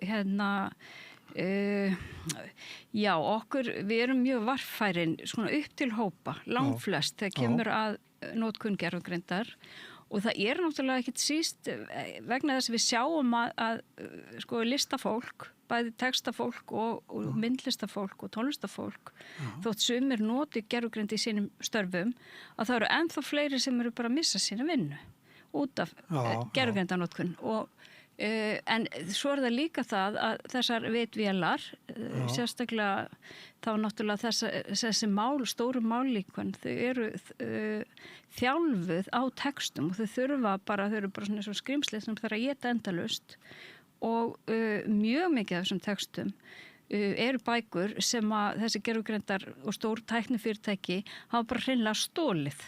Þau hafa og það liggur fyrir í málaferlum að Meta og Anthropic og fleiri fyrirtæki sennilega hafa bara hreinlega farið inn á svona sjóræningjabókasöfn þar sem fólk setur svona deilisíður eins og við þekkjum kannski hér á landi meira með kvikmyndir og bara sópað upp heilu bókasöfnunum sem náttúrulega þá ertu í raun með fyrsta lagi höfundaréttarbroti, þú ert með ólöglega notkun á þessu efni en þú ert líka bara hreinlega að stela þessu og listafólk, hvort sem það eru tónlistamenn eða rithöfundar eða myndlistafólk, það hefur náttúrulega alltaf viljað fá einhverja bætur fyrir þessu notkun og Anthropic til dæmis gerði dómsátt í Bandaríkjunum og greiddi réttumum þar, en svo dómsátt nær semst ekki til verkanum sem skráðan höfundarétt í Bandaríkjunum.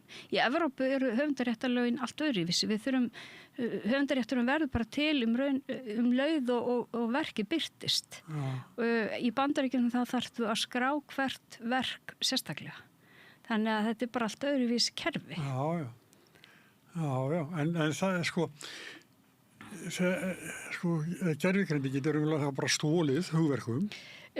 Hún gerir það náttúrulega ekki eitt og sér. Það eru í raun og veru þau sem stýra þessum fyrirtækjum sem ákveða stuldin og við náttúrulega sjáum fáum innsýn inn í þetta í öllum þessum dómsmálum, til dæmis bara hvernig Meta bara ákvað það að taka þetta og reiða sig á það sem kallað svona fair use ákvæði í höfundaréttarlögunum vegna þess að það væri bara svo slæmt fordæmi að borga því að þá þyrftu, þú væriður komnir þangað og búin að viðurkenna að það þyrfti að greiða fyrir þetta og þetta er auðvitað eitthvað bara sem við getum alls ekki sætt okkur við að eigur okkar sköpunarverk séu tekin notuð án nokkurs afgjalds og búið aðrar afurðir skapaðar með þessu. Þannig að þetta skýrir nú svolítið hvað við erum á verðinum gagnvart gervigreindinni. Og svo er náttúrulega bara, ef við talum okkar félagsmenn í rithöfundasambandinu, og þar eru rithöfundasambandið líka stéttar og fagfélag þýðanda.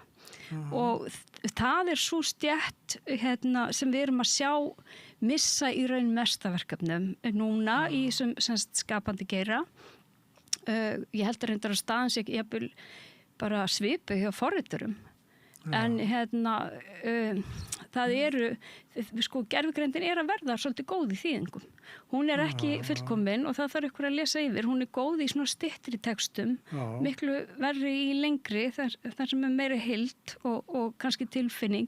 En þetta er náttúrulega mjög flatt og að mínum mati kannski breytist það eitthvað tíman en núna hendar þetta enga veginn í bókmenntaþýðingar. En það er samt verið að nota þetta. Já, ég segi það að þá er nú metnaðurinn ekki mikill. Nei, hann er það náttúrulega ekki alls þar. Og það er kannski ógjörningur að laga þá þennan flata texta. Já, það er, sko, segja mér þýðendur sem að hafa reynt þetta, tekist sem sagt á við ritstjórn gervigreindaþýðinga að það væri alltaf miklu betra og eiginlega auðveldara bara að þýða þetta aftur frá grunni.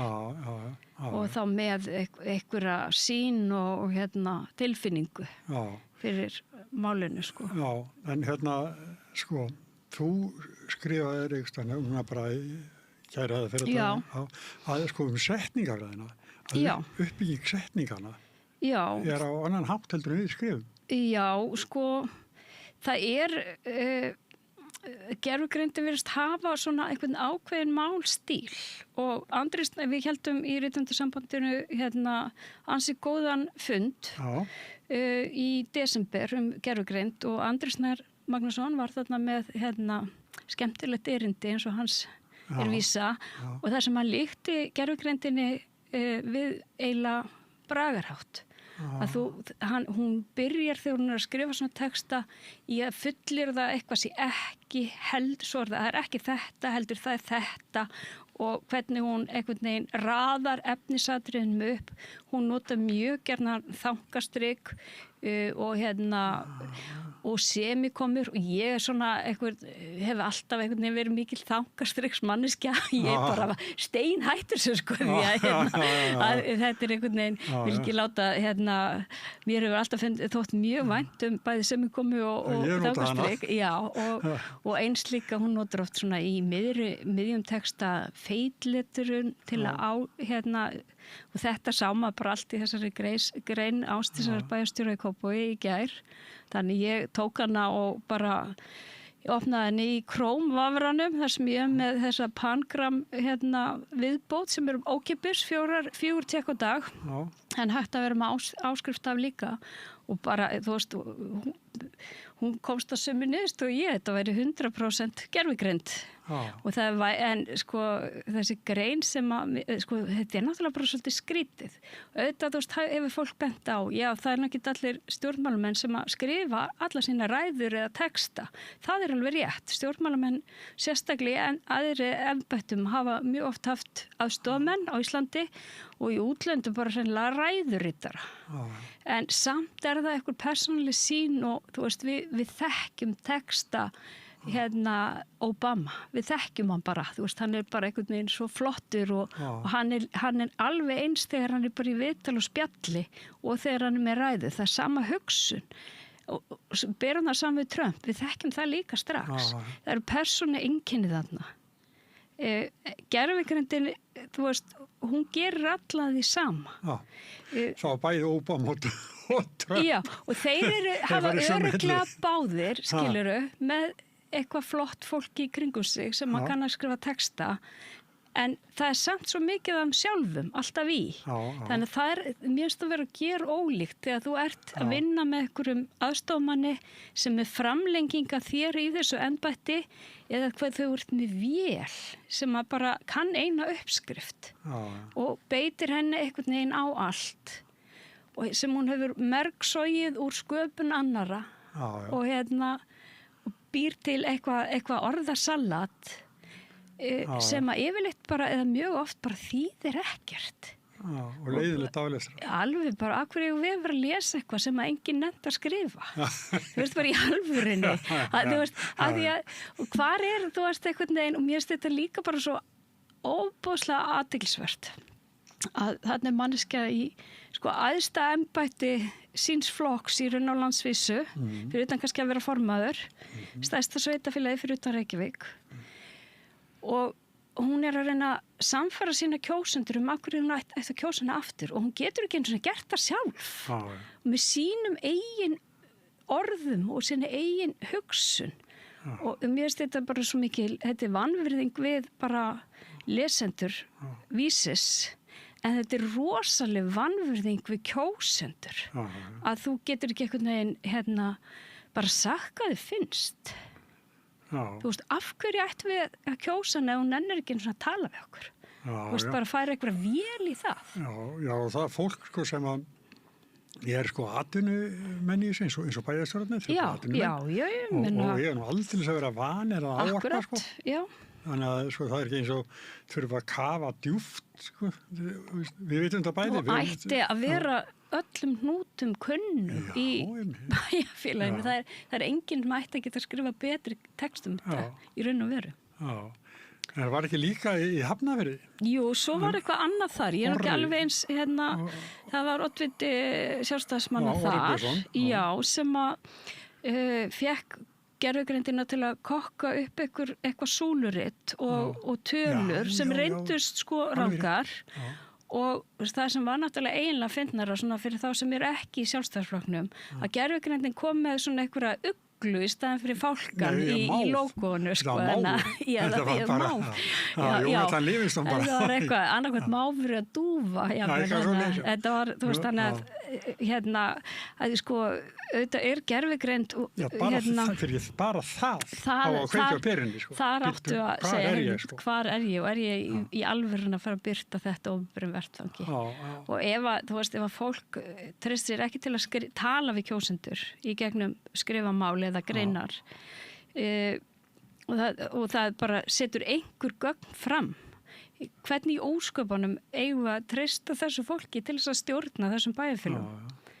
En mér skilst á þér að þau fyrirtæki sem eru með þessa vitvélar eins og þú kallar það, að þau eru búin að láta gervigreindina eða vitvélarnar lesa alveg býst heilu bókasöfnin. Já, og sko ég ekki sérfræðingur gervigreind en sko ég hef nú setið fleiri fundi en ég kæri mig að rifja upp þessi mál og það sem mér hefur fundist kannski merkilegast að því að maður hélt kannski einhvern veginn að þú myndir kenna einhverjum, við tökum litla mannesku, setjum hann í grunnskóli 10 ár og eftir það á hann að kunna bara svona ákveðna hluti út lífið.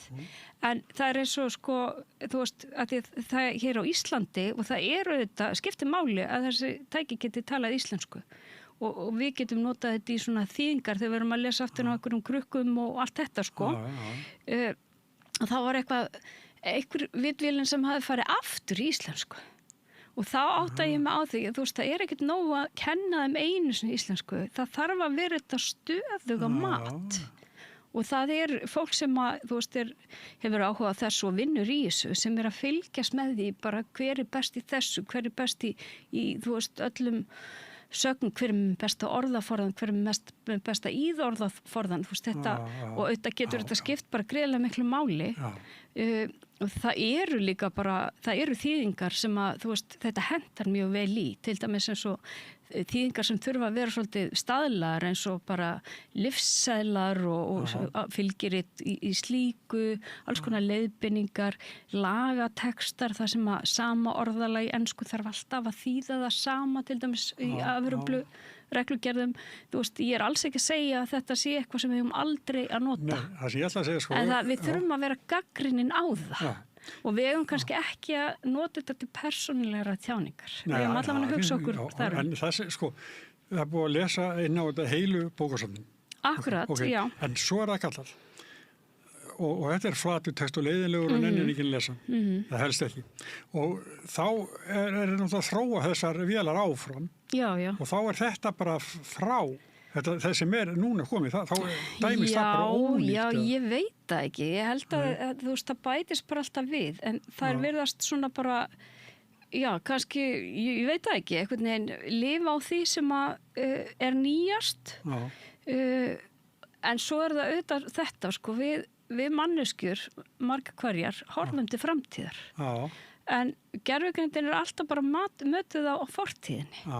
Og þetta líka bara mjög hættulegt. Þetta var kannski það fyrsta sem kom upp, að hún gat bara oft verið mjög fordómafull. Ég bara man eftir einhverju verkefni þar sem að vera að pröfa að nota gervigreind til að einhvers þar í Bandaríkjunum, í miðríkjunum dæma í svona umferðarlega bröttum sem myndir halda, sko, þú veist, það bara kom í ljósa að því að hún var mötuð á dómum bara frá 1960, hún var bara rosalega rasísk, hún var bara, hann var svartur maður, hann fór yfir að rauðu og bara, hann var augljóslega að fá miklu, þú veist, þingri dóm en einhver sem ljós og höfund, við látum hann sleppa, þú veist, að því að hún var bara að læra af fortíðinni og hún ekkert alltaf það sem það besta, sko. Hún ekki, og endurspeglar ekki endilega hvernig samfélag við viljum. Nei, og hugsar ekki eins og við erum að gera plönum eitthvað. Nei, akkurat, já. Og taka inn einhver ný viðmið og þú veist, þetta allt saman bara mjög vandasamt, sko. Já. En ég veit ekki hvað þú megi segja það, eins og þú varst að segja mér hérna áður, en við fórum í þessu upptöku, að þú situr nefnd í Kópavogi. Já. Þið fenguð? Já, ég veit að bara í Kópavogi bara töluvert starfsfólk hvað til þess að nota gervigreind. Og ég veit ekki nákvæmlega hvaða gervigreindalausn verið að nota. En já, ég satt í nefnd og við fengum svona samantekt á gögnum og á umsóknum til menningarstyrkja og starfsmaður nefndarinn hafði bara látið gervigreindin að setja þetta í eitt PDF-skjal sem var bara mjög til hagsbóta, þurfu ekki að opna, þú veist, ég veit ekki hvað, 600 skjöl eða eitthvað, sko. Það var þetta að lesa það bara í einu skjali, en líka búið til samantekt. Og samantektin var bara bull, því að ef eitthvað vantaði í raun kannski, þessum umsækjendur hafði ekki svarað öllum spurningum, það bara bjóðin eitthvað til. Og svo virtist hún bara ekki finnast allar umsögnirnar og spennandi og bætti við svona ýmsum söngvurum og svona ekki sem átt að syngja í Kópavogi. Þannig að þú veist, í raun og veru var þetta, þú veist, sem átt að spara okkur mikla vinnu, það var þetta mjög gott að fá þetta svona í eitt skjal, sko, og ég veit að það var bara mjög góð hugsun bak við þetta, en þessi samantekt, hún var eiginlega bara til skemmtunar, sko.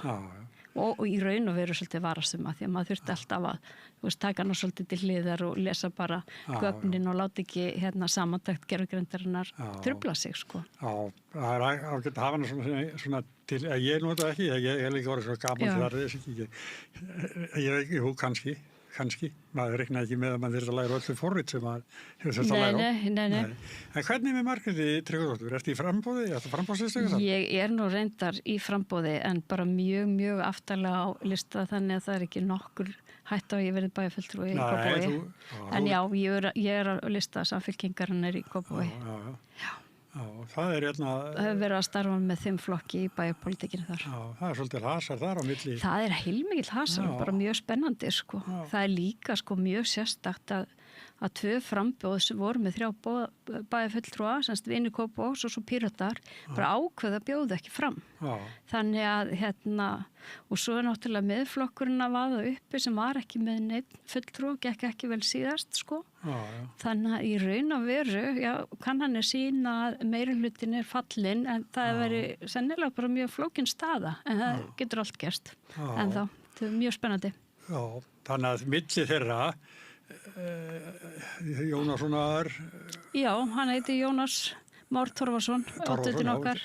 Já, Torfi Fjallar, pappa hans. Já, akkurat. Og að hann kemur bara mjög ferskur inn. Hann kemur mjög ferskur inn og hann Jónas þetta er ungu maður en ég kynntist honum fyrst þegar ég var í frambóði til alþingiskosninga í Samfylkingunni 2017 og þá var hann bara með okkur, var í laganefni og var með okkur bara öllum stundum og hann er búin að vera bara mjög virkur sem ungliði í Samfylkingunni lengi en nú náttúrulega orðin bara fjölskyldumaður í Kópavogi. En það var svona smá átök milli þeirra. Jú. Og svo sá ég að þetta var gert í Staksteinum. Já, ég sá það. Þetta var nú eitthvað. Ég lék mér svolítið með þetta, sko. Já. Til dæmis, að hann var eitthvað að tala niður til kvenna. Já, mér fannst hann nú eiginlega algjörlega faralegt, sko. Já, en þá dró ég upp í gamla leiðaran, hans Davíðs Oddssonar þegar að Katrín Jakobsdóttir tók við Vinstri grænum. Ákvalluðu þau hann gluggaskröð. Hún væri bara gluggaskröð. Já. Þannig að þetta er ekki... Já, nei. Ég hlustaði nú á þetta viðtali í náðan þetta er ekki alveg að hlusta á það allt en það sem ég heyrði, ég gæti nú ekki bara séð að þetta væri bara heilbrigð pólitísk bara átök málefni, það var ekkert verið að gera lítið úr neinum. Nei, svona krónprins samfylgdi. Já, það náttúrulega er alveg fáralegt en þess að hann er búin að vera svo miklu lengur í starfi en hún nokkur tímar sem er nýkomin, sko. Hann hefur dreifð mömmu sinni inn í það. Já, eins og ég segi, hann var búin að vera alveg í mörg ár því að ég getist hann 2017, sko. En hann er að ná árangri? Ég held það bara og til að flottur, sko. Vorum við 3? Jú, bara mjög stutt í 4 mann. Já, þannig. Já. Þannig að Ásdís hefur mikið að verja. Hún hefur heil mikið að verja, blessunin. En þú veit að Ég myndi ráðleikinni, ekki það ég ætla að vera með eitthvað ókipis ráðgjöf til hennar, sko, en að kannski gera það sjálf frekar en að treysta gervigrindinni fyrir kosningaborðinu. Á fyrsta. Það er svona, Við verðum að geta skrifa sendibrif. Já, akkurat. Það er alveg lágmark að maður alltaf að vera bæjarstjóri. Verður? Já. Ertu að skrifa bók? Já, ég er nú bara heila búin að skrifa bók sem kemur út núna í haust. Og er svona skaldsaga fyrir ungt fólk. Og er einmitt svona þessa skautun í samfélaginu og þetta er svona mentorskóla krakka og sjónarhorni flakkar á milli þeirra og þau lifa sem sagt í þessum heimi sem við erum bara auðvitað að upplifa þar sem að dýnur ráðum alls konar skoðanir og öfgar í raun og veru, sko. Og svo varnarlust verður. Já, það er það svolítið. Þau þurfa allavega að rata í gegnum þetta. Það er svona þetta sem ég hef verið að hugsa og langað að koma fram mér. Já. Ert þú með krakka á þessum aldri? Nei, ég er það nú ekki. Mínir synir eru nú bara fullorðnir, sko. En mér finnst þessar svona ungmennabækur, mér finnst þetta skipta rosalega miklu máli. Það er mjög lítið í boði og margir sem að annarkvort sem á annar borð lesa, þeir eru farin að lesa bara á ensku á þessum tíma og mér finnst það bara ábyrgðarhluti að við séum með gott íslenska efni sem að endurspegla líka þeirra samfélag og raunveruleika og samtíma. Ég með strák sem núna orðin 25 eða 6 en hann las alltaf ensku og ég er búin að gera hann að Laxness manni Já. Hann er með Ég gaf hann fyrst mikla endurkomið þessum dagana. Hvað Bjarti Sumarhúsum. Ég gaf hann þá bók með því eina skilyrði að læsa hann alla. Myndi ekkert gefast upp því að hún væri stigvaxandi. Og hann var alveg bara eins og ég var bara heila að setja fyrst.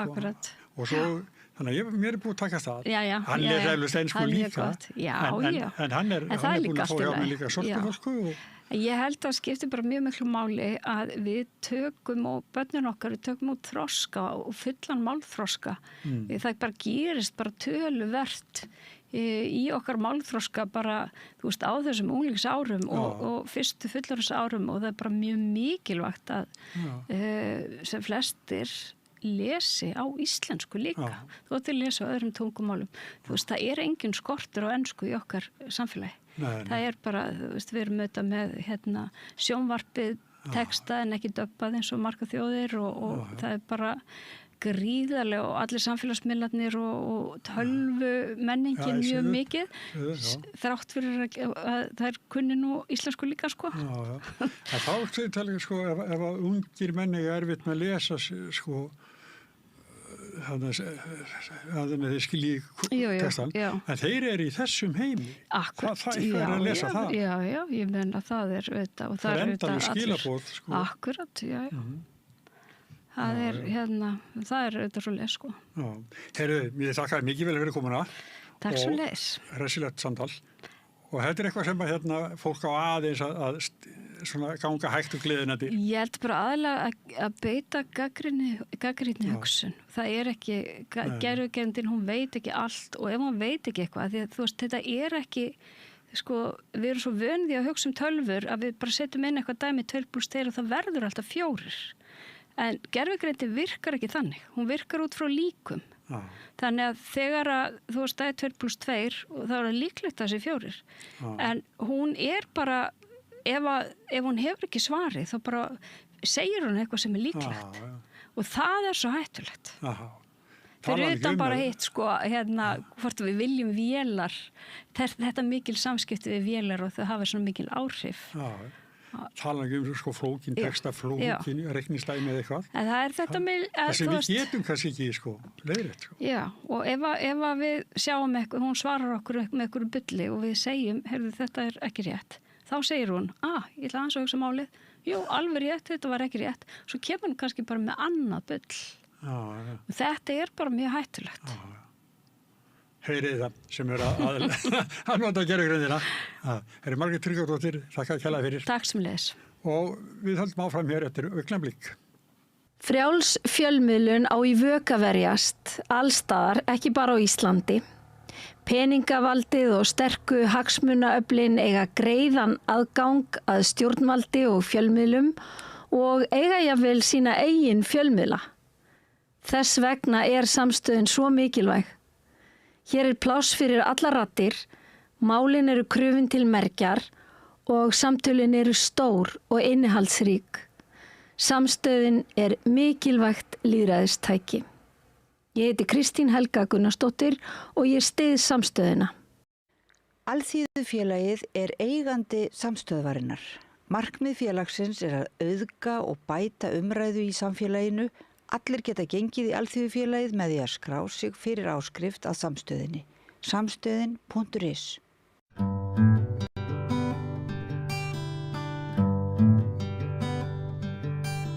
Já, við ætlum að halda áfram að ræða pólitík eins og við gerum flesta daga núna fram að sveitarstjórnarkosningum. Í þetta skiptið ætlum við að ræða það hvort umræðin er málefnaleg, hvað er verið að kjósa. Er þetta kannski ein innihaldslausasta stjórnmálabarátta hér í Reykjavík sem að maður hefur orðið vitni að, sumir halda því fram.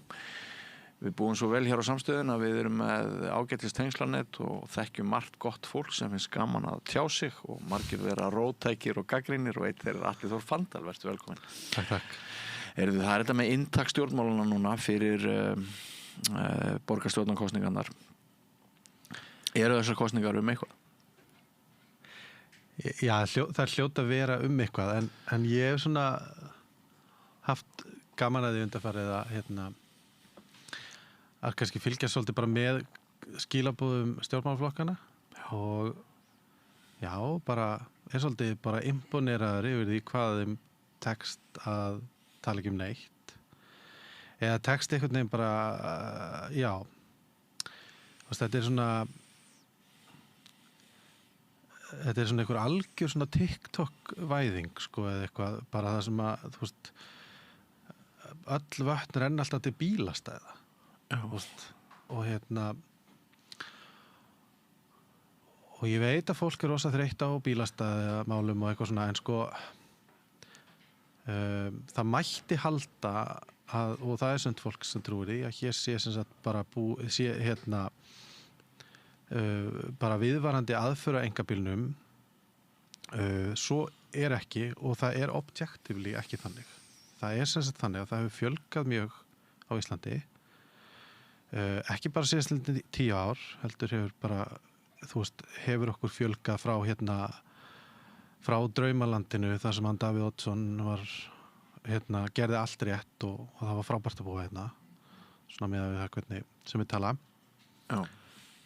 Og þetta einhvern veginn sko kosningarnar einhvern veginn bara það eru bara orðnar einhvern veginn svona eitthvað bara svona tuð þú veist, það ekki það er engin eða þannig upplifir maður svona svolítið skilabóðin frá flokkunum sko, að þeir eru einhvern veginn að bregðast við, þú veist, það er það er svona nánast eins og í sumtilingum líður mann svona eins og frambjóðendur hafi bara enga sjálfsverðingu og það er mjög erfitt að bera virðingu fyrir fólki sem ber ekki virðingu fyrir sjálfsverð sko. Já, ég tek svolítið undir þetta. Mér finnst málefnafæðin æpandi, TikTok-væðingin sem þú nefnir, mér finnst það mjög áhugavert að þú spyrð fólk hvað það helsta sem hefur gerst í kosningabaráttunni, þá mun það sennilega svara þegar Ari Edwald, oddviti Miðflokksins, leitaði að bílastæðum í göngugötu, þar sem hann mátti ekki aka og gagnrýndi að hann fyndi engin bílastæði og 200.000 Íslendingar sem basically öll fullorðna þjóðin.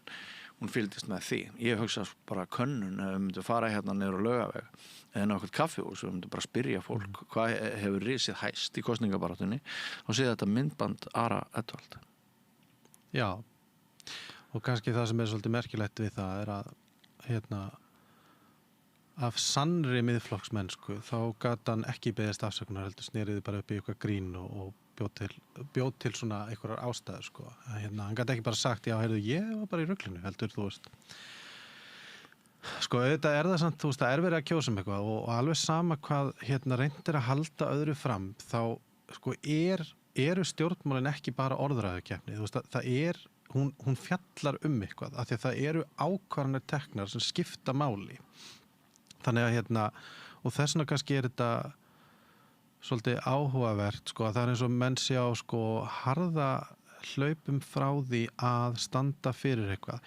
Ég verð nú reyndar að segja sko að mér hefur þótt oddviti Sósíalistaflokksins koma mjög vel á óvart. Ég meina hún sko einhvern veginn sýnir alveg að mínu viti fram á það þú veist að þú getur alveg mætt í viðtöl og þú getur alveg talað eitthvað og þú getur alveg útskýrt flókin mál og þú getur ekki eins og flókin bara þú veist mál sem að einhverju varðar þú veist og mér veist hún ein örforra sem að ræðir hugmyndafræði í viðtölum. Já sko hún ekki bara hugmyndir, hún líka sko það að gera eitthvað. Ég meina hún talar hvernig hún til dæmis talar borgarlínu, þú veist það lýsir þekkingu, ekki flótta og svona ég aðeins sko velti fyrir mér sko hvort að þegar maður hefur séð undanfarnar kosningar að þú veist að flokkarnir eru svo tómir þú veist þetta eru bara einhvern veginn svo óbáslega tómar skeljar þannig að þú veist að það er svo að verða ekki til inn í þeim, það er svo að verða ekki til leiðtogar, það er svo að verða ekki til hugmyndir, það er svo að sé ekki eitthvað svona kjarnastarfsemi sem að gagnast í raun og veru kjörnu fulltrúanum og svona, þetta er ekki formaðir flokkar, þannig að þú veist. En það ekki vegna þess að þetta er ekki lengur fjöldarhreyfingar, þetta er ekki lengur svona stofnanir sem að fólk á ýmsum aldri tekur þátt í og ræður á einhverjum fundum, er þetta ekki núna bara eru þessi flokkar ekki skeljar fyrst og fremst yfir frambjóðenduna sjálfa og einhverja litla hópa og er það ekki bara einhver svona vandi sem að er erfitt að finna lausn á? Jú, en sko það getur sko það er samt þannig bara með alla starfsemi að þú þarft að byggja eitthvað upp, þú þarft að það þarf að vera ástæða fyrir þáttöku og ég meina það getur verið ein ástæða fyrir þáttöku að bjóða fram og það getur önnur að hafa gaman og svo getur maður verið að vaksa sem persóna, þú getur verið að læra eitthvað og annað slíkt sko og svo auðvitað eiga að vera til eitthvað gæði og ég meina gæðin sem stjórnmálaflokkar þurfa að búa til er að þeir þurfa að verða eitthvað hreyfingar sem geta í raun og veru leitt í gegn breytingar, geta búið til koalísjón í kringum hugmyndir, af því að þú veist, pólitík snýst ekki neitt annað en að ná koalísjón í kringum þína stefnur. Og ég meina það þarf að vera gaman líka að taka þátt í stjórnmálum eins og öðru, sko. Þannig að, en ég veit ekki, þú veist, kannski er eitthvað svona uppgjöf gagnvart í hvað kallar hann mikla vinnu að gera hluti og oft svona leiðilega vinnu. Já, það veltir upp spurningunum hið altruíska eða sko sérhagsmunni að ég man eftir því til dæmis þegar ég bjó út á landi að það var gríðarlegur félagsauður í félagsstarfseminni sem átti sér stað, hvort sem það var inn í einhverju stjórnmálarhreyfingum eða einhverju kvenfélagi eða góðgerðarfélögum eða hjálpar starfinu sem var að verða að vinna og svona. Sko sumir segja að við séum færst eitthvað til, við séum svo sjálfleg. Þannig að stjórnmál sko sem hugsjón fyrir fjöldan, við að reyna að finna einhverja leiðir fyrir fjöldan. Sumir segja að þarna sjá hvernig kreppa. Tekur þau undir það að þetta séu sjálflegari stjórnmálu núna, heldur við stundum séð, og það kunna skýra innihaldsleysið? Ég sko, þú veist ég held að það sé alveg hægt að taka undir það en sko kannski með þeim fyrir að maður svona kannski maður veit ekki alveg hvað veldur. En þú veist ég myndi allavega að segja þú veist að það eru einhverja vísbendingar það að félagsauður fari minkandi þá allavega innan þessa flokka. Já, mér sýnist það. Það er auðvitað svona ákveðin þannig að líka eitt sem búið að gerast ákveðin svona tvisturinn í gangi á því hvernig upplýsingum er dreift samfélagi. Við höfum ekki þá getur lengur sem við höfðum sko að þetta er ekki alveg miðlægt en maður svona bara maður einhvern veginn tekur eftir því að þú veist að það eru ekki mjög stórar, það er svona eitthvað flótti frá stóru hugmyndunum sko. Þú veist við erum með þú veist eins og ég tek eftir sko Viðreisn talar svolítið leikskóla eins og þetta séu hilluvörur, þú veist eins og þetta sé bara spurningum að reisa fleiri gáma og þú veist Viðreisn hefur náttúrulega sjálf verið í meirihluta þannig að þau ættu alveg að geta skilið það sem flokkur að það byggja upp leikskólakerfi og efla það, þú veist krefst mikil að vinnu og fjárfestingar en þú veist borga sig margsins tilbaka en einhvern veginn þú veist þú veist, kannski til að fitta þetta í TikTok myndbandi eitthvað, þú veist, þá einhvern veginn þarf bara að smætta þetta niður bara einhvern veginn, þú veist, kerfið á bara að virka og það er svona einhvern veginn þemað hjá öllum, sko, bara, þú veist, það er bara eins og fólk hafi einhvern veginn vaknað og verið bara, þú veist, það er fullt af fólki búið að reyna þetta áður og það er bara ekki búið að ganga nógu vel og samt er allir óánægðir, en þú veist, ef að ég mæti í stjórnmálin, þá bara og ég verð bara með einföld skilabóð, það er bara þú veist að kerfið eigi að virka. En máli er sko að það virkar ekkert bara af því að það virkar. Það bara ofsaleg vinna að láta hluti virka. Það þarf, þú veist, mikla fjárfestingu líka þegar út á þessum skala. Það er mikla fjárfestingu, það þarf kunnáttu, það þarf, þú veist, að kunna vega og meta upplýsingar, það þarf verið hægt að taka við feedbacki og eitthvað svona. Þannig, þú veist, hugmyndir það að mæta bara og bara skera niður mannréttinda skrifstofu og bara skrapa af einhverja fitu og þá bara einhvern veginn verður þetta allt í lagi og bara, þú veist, menn bara virka og það komið bara hérna eitthvað draumaríki. Þú veist, kannski þetta sjálfhverfa en þetta sko fyrir að fyrsta bara, þú veist, þetta bara ofboðslega einföld sýn á hlutina og það erfitt að trúa því að þetta sé það sem fólk sé að selja að því að það trúi þessu, sko. Það bara, þú veist, það bara ekki séns að fólk, sko, raunverulega hafi einhvern veginn ákveð að fara í pólitík, tali sig hafi eitthvað fram að færa og það sem það hafi þurft að færa fram væri bara hvað það væri ógeðslega einfalt að reka þetta en allir aðrir höfðu bara einhvern veginn klúðra þessu. Þú veist, þetta ekki, þú veist, það ekki hægt að kaupa þetta, sko. Nei. Þú veist, þannig að maður bara einhvern veginn, maður upplifir og þetta ekki, sko, ég ekki að reyna einhvern veginn að setja neitt niður eitthvað en maður bara, þú veist, og ég átti mig samt alveg á því að þetta muni þetta, þú veist, virka þannig og það má taka því þannig, en hérna, þú veist, þetta bara ekki believable, skilur að einhvern veginn, fólk bara mæti bara, já, þú veist, ég bara verið í fótboltanum og þar bara einhvern veginn peppuðu hvern annan og ég vil bara færa það inn í pólitíkina eða, þú veist, hérna, eða bara einhvern veginn, hérna, já, bara, þú veist, við þurfum að gera eitthvað svona smáægilega breytingar hér, þú veist, það borgin hefur vaxið verulega, það gríðarleg húsnæðiskreppa hérna vegna þess að þessi tilraun að halda öllum á sama markaði, hafa bara einn húsnæðismarkað nánast, það sem að bara, þú veist, lægstu hérna tekjuhóparnir keppa bara við hæsta tekjuhópin, hún gengur ekki upp. Þú veist, hérna, svo ertu með... Þú ert að tala skortin sem til dæmis á leiguhúsnæði. Ég meni bara skort á húsnæði. Þú veist, svo erum við með hérna svo erum við með sko fastegnamarkað í frosti, en verðið lækkar samt mjög hægt. Já. Það vegna þess að það einhver konar markaðsbrestur þarna. Og svo einhvern veginn mætir fólk bara og, þú veist, og bara einhvern veginn ætlar að bjóða sig fram á því loforði að þetta muni bara virka. En hvernig á þetta virka? Hvað þarf að gera? Hvers vegna, þú veist, það einhvern veginn, það vantar alla viðurkenning á því að sko málefnið, eða þú veist að áskorunin sé raunveruleg. Þetta sé ekki bara einhverju vittlýsingar sem hafa verið þarna og þess vegna hafa þetta bara ekki gengið upp, skiljum. Þetta ótrúlega svona einfeldningsleg sýn sem að, já, verður svolítið svona bara banal, sko.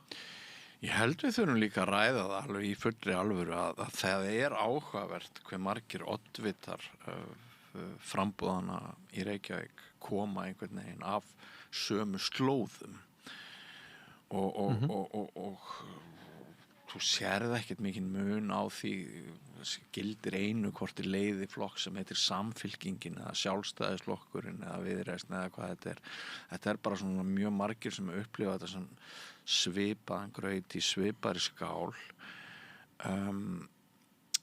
Mér finnst ég alltaf verið að hitta fólk sem að segist verið í svo mikilli kreppu, það langi ekki til að kjósa.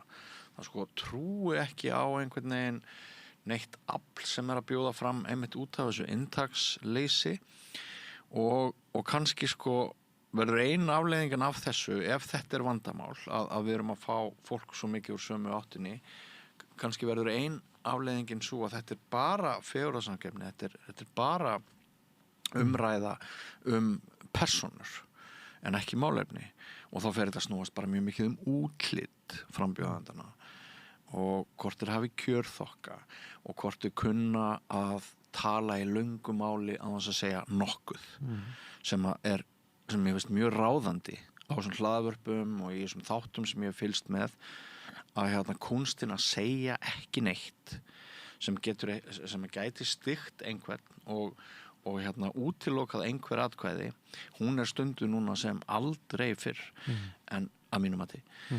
En fyrir vikið þá verður allt óbóðslega loðmullulegt og lágkúrulegt.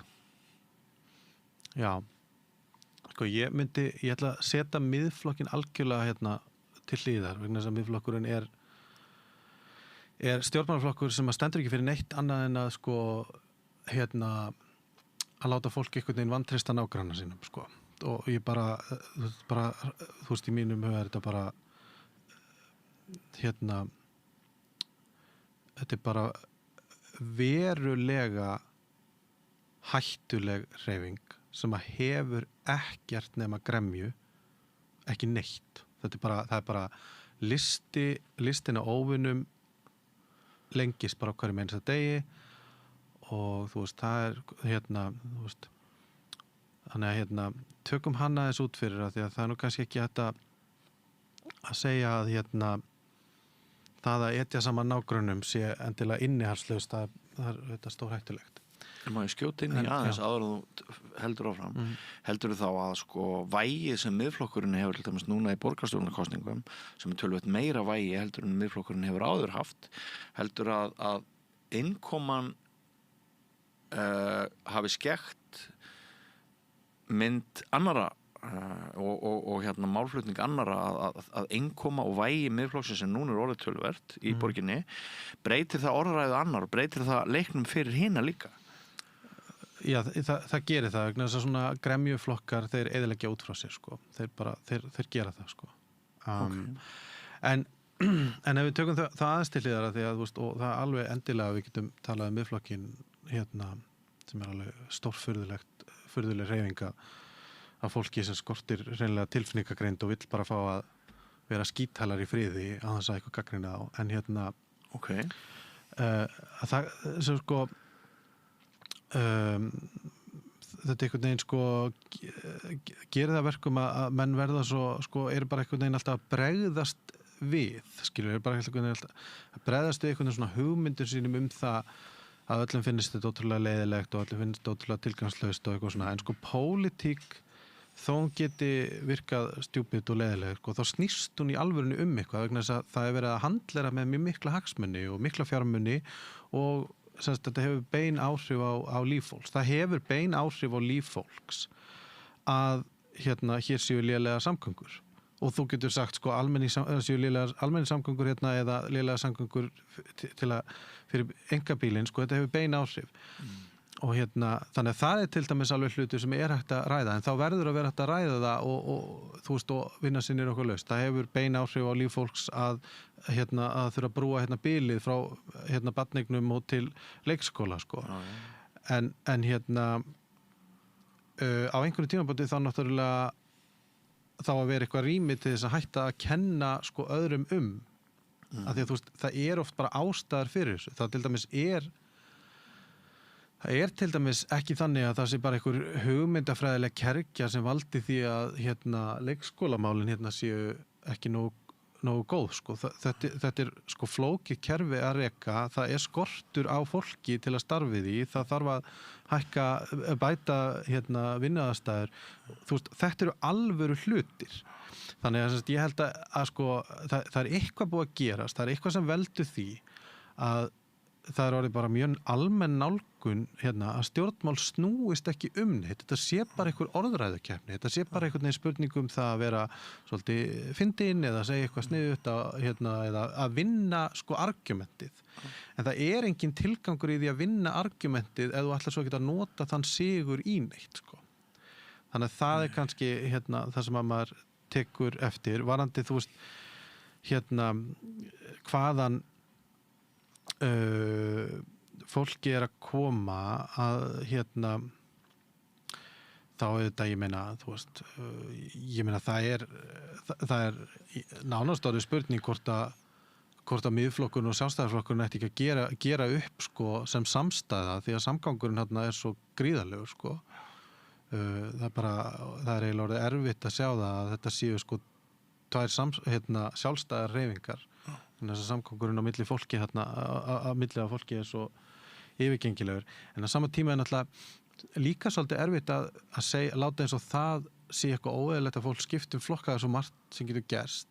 En þetta er bara ekki normal, sko. Þú ert með oddvita hjá Viðreisn sem er sko aðstofamaður fyrrverandi borgarstjóra sem er í Framsókn, oddvitin í Framsókn sem að virðist einhvern veginn vera þarna þegar engin annar var til staðar í flokknum, bara, þú veist, það gerðist ekkert.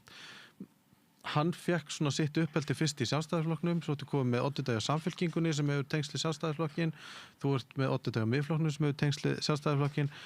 Sko,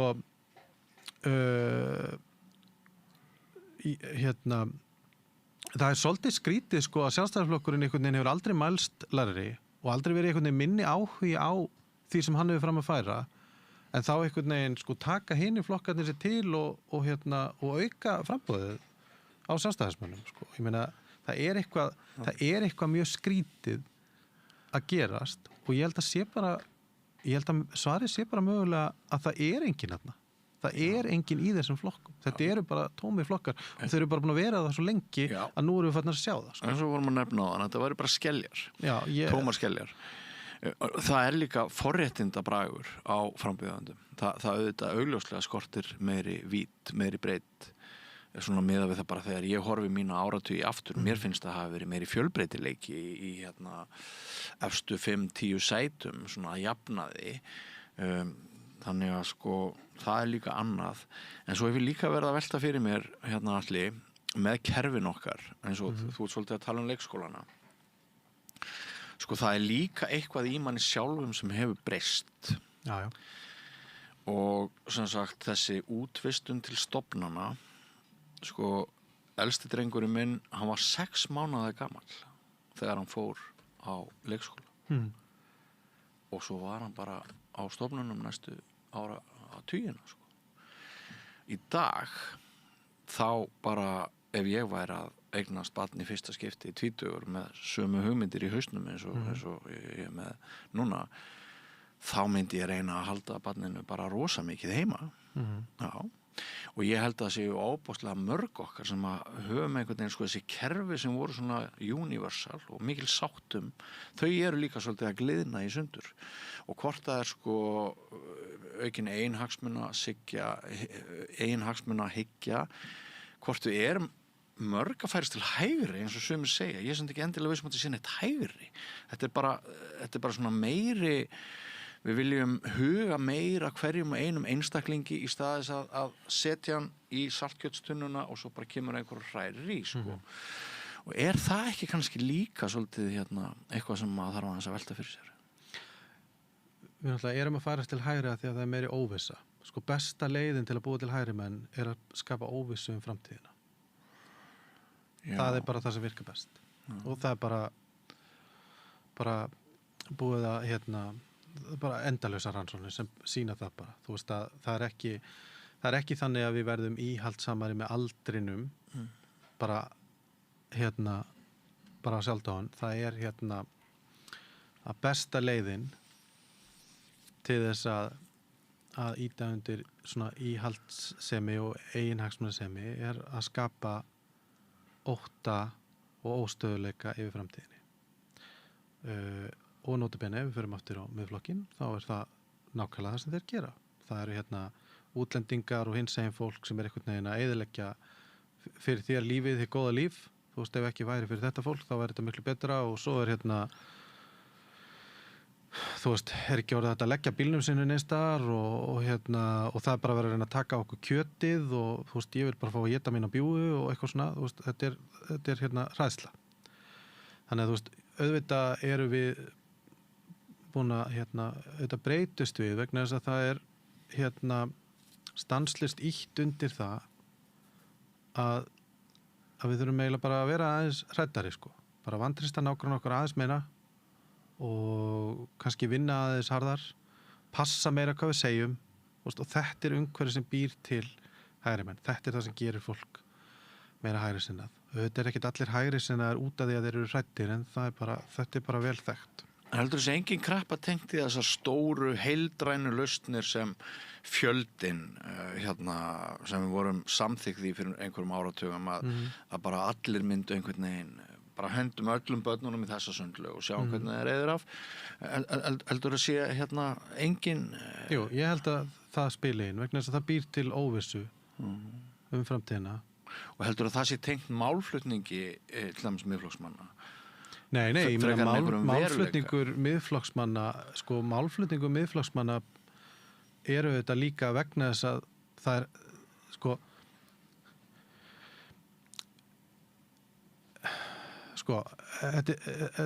þetta er raun og svona megin upplýsingar sem eru sko hlutir sem að, það sem tekur sko upplýsingar sem eru að einhverju leyti réttar og rammaðar inn, þú veist, með hætti sem að stenst enga skoðun.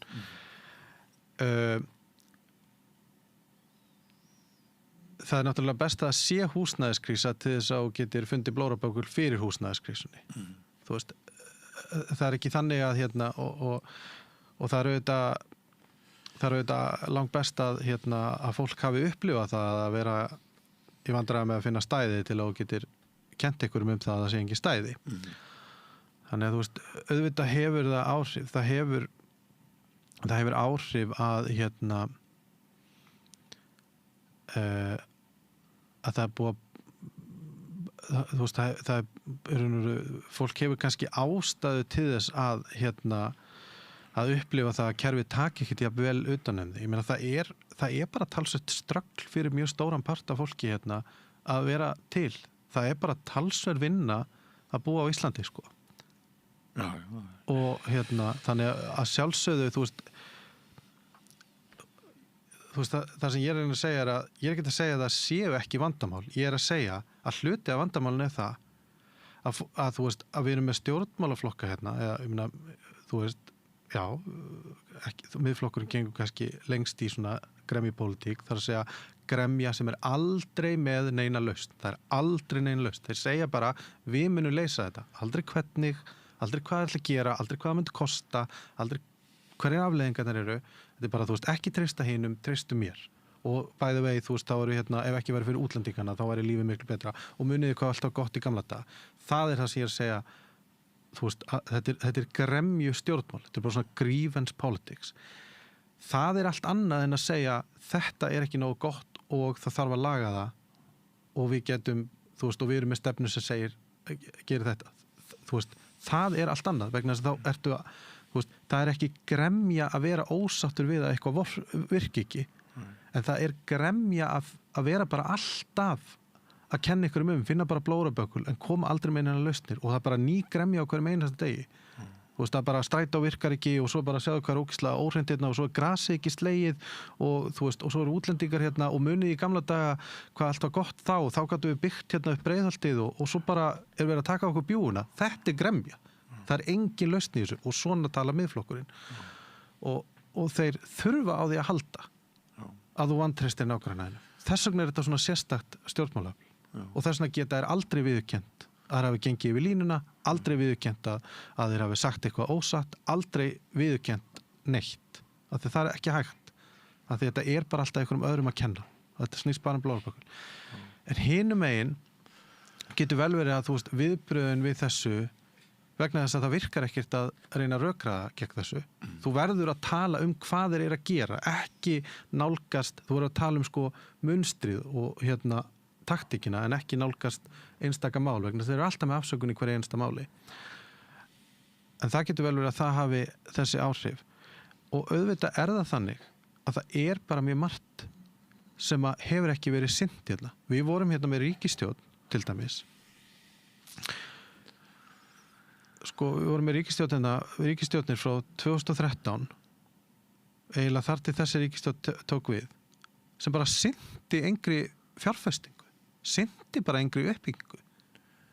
Nei, og líka bara með borgar meiri hlutan að það náttúrulega hefur mælst með mikil óánægja gagnvart honum einnig. Já, en hann heldur samt alltaf og hann heldur vegna þess að alternatífið er ekki nógu gott og það er kannski, ok, þú veist, til að reyna að einfalda málið, það er kannski málið.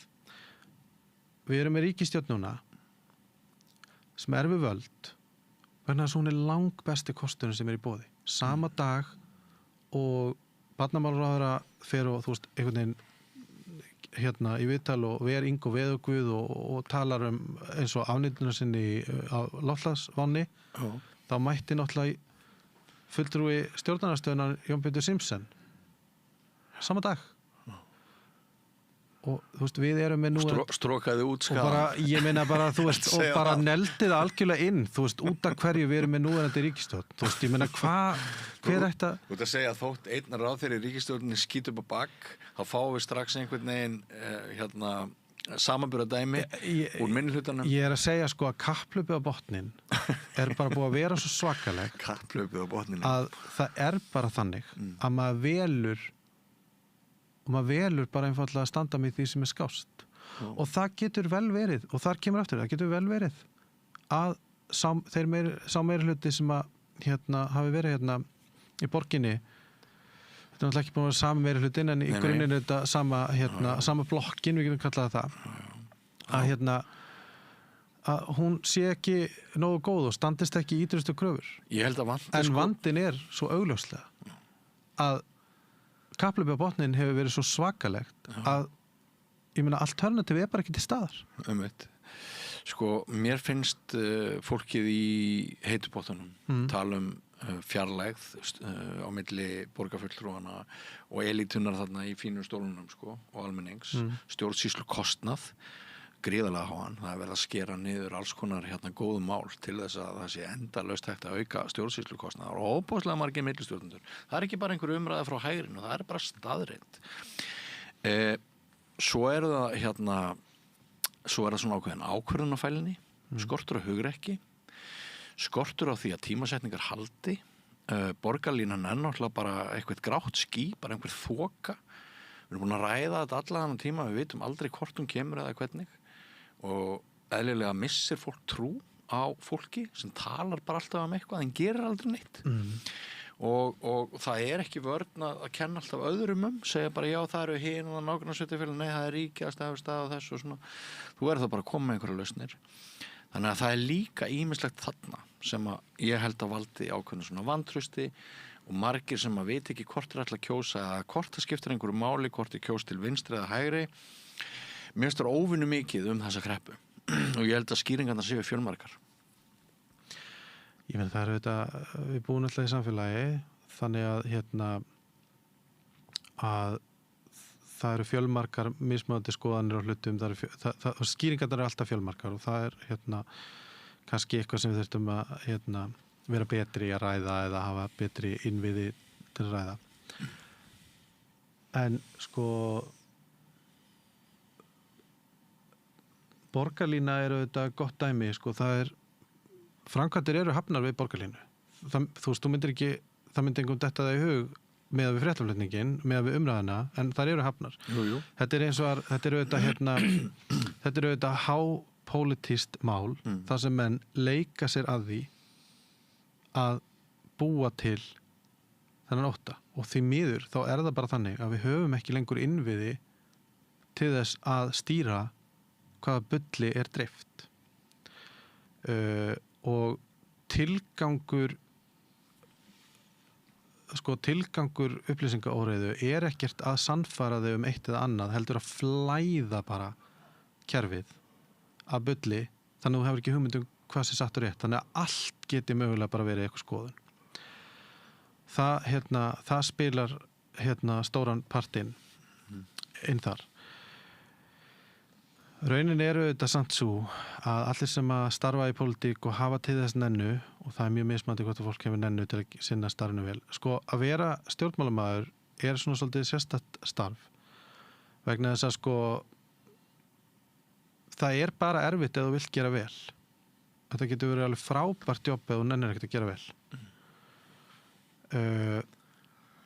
Og þetta er bara svona svolítið eins og vatnið, vatnið rennur bara það sem er auðveldast að vera og sama á við stjórnmálamenn og sérstaklega til dæmis þingmenn. Það er svona 10% af þingmennum sem að vinna 90% af vinnunni, sko. Hinnir eru bara á Facebook að tuða og dreifa bara einhverju rugli og bara finnast eitthvað. Og það bara slær talsett í gegn, meðal annars hjá fjölmiðlum. Þannig að það eru þetta eitt, en staðan er samt sem að svo að að það er bara umtalsvert betra að búa í Reykjavík núna heldur en fyrir 10 árum. Það er bara umtalsvert betra og enn betra heldur en áður en R-listinn var. Það eru miklir hagsmunir að bak við það að reyna að búa aftur til óánægjuna og þeim er alveg sama. Þeim er alveg sama þó þú fílir, ég meina, þú veist, ef við tökum aftur svona miðflokks kergju sem að ég held að verði nú að viðurkenna að Sjálfstæðisflokkurinn er oft hluti af. Þeim er alveg sama hvort þú fílar þá. Þeir vilja bara að þú fílir ekki meirihlutann. Af því að það virkar. Og þá geta þeir keyrt á hlutum eins og komin tími til að breyta. En á hverju byggirðu þessi orð að 10% þingmanna vinni alla vinnuna. Nei, ég alltaf starfaði með alveg þinginu, ég bara horfði upp á þetta. Starfaði í þinginu. Og hinn séu bara Facebook, eins og þú segir. Þú ert svolítið að segja að hinn séu populistar, sem séu fyrst og fremst að bara hugsa launaumslagið sitt og halda áfram völdum, en að sleppa sem best út úr því. Það eru, til þess að halda starfinu, þá þarfstu að halda hilli fólks. Og það er mun erfiðara að halda hilli fólks með því að vinna þessa vinnu vel heldur en með því að segja ást að vinna þessa vinnu vel. Ég meina ég held að það sé ekki upplifun eins að Sigmundur Davíð mæti vel í vinnuna. Nei. En hann sinnir pólitíkinni. Hann sinnir því að fara hérna og hitta fólk og segja þeim hvað allt sé vitlaust og hvað sé verið að ljúga þeim og svona. Já. Þetta er bara ein leið. Hans teik á berlingske fréttina núna er að ræja Ríkisútvarpið og snúa öllu þar á haus og Ríkisútvarpið orðið vondi kallinn. Já, ég meina, þú veist, það er náttúrulega bara eitthvað sem er löngu búið að ákveða. Ég meina, það var svo taktík sem að stundaði sem forsætisráðherra, kannski margir búin að gleyma því, en þessi maður var forsætisráðherra einu sinni.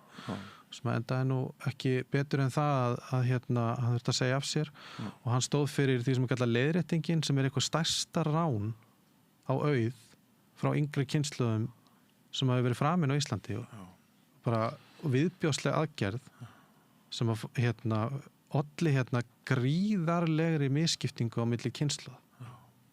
Það má alveg fara rökkur. Og þannig að, en allavega, svo við höldum okkur dettum ekki í það að vera bara í gremjunni sjálfur, en þú veist,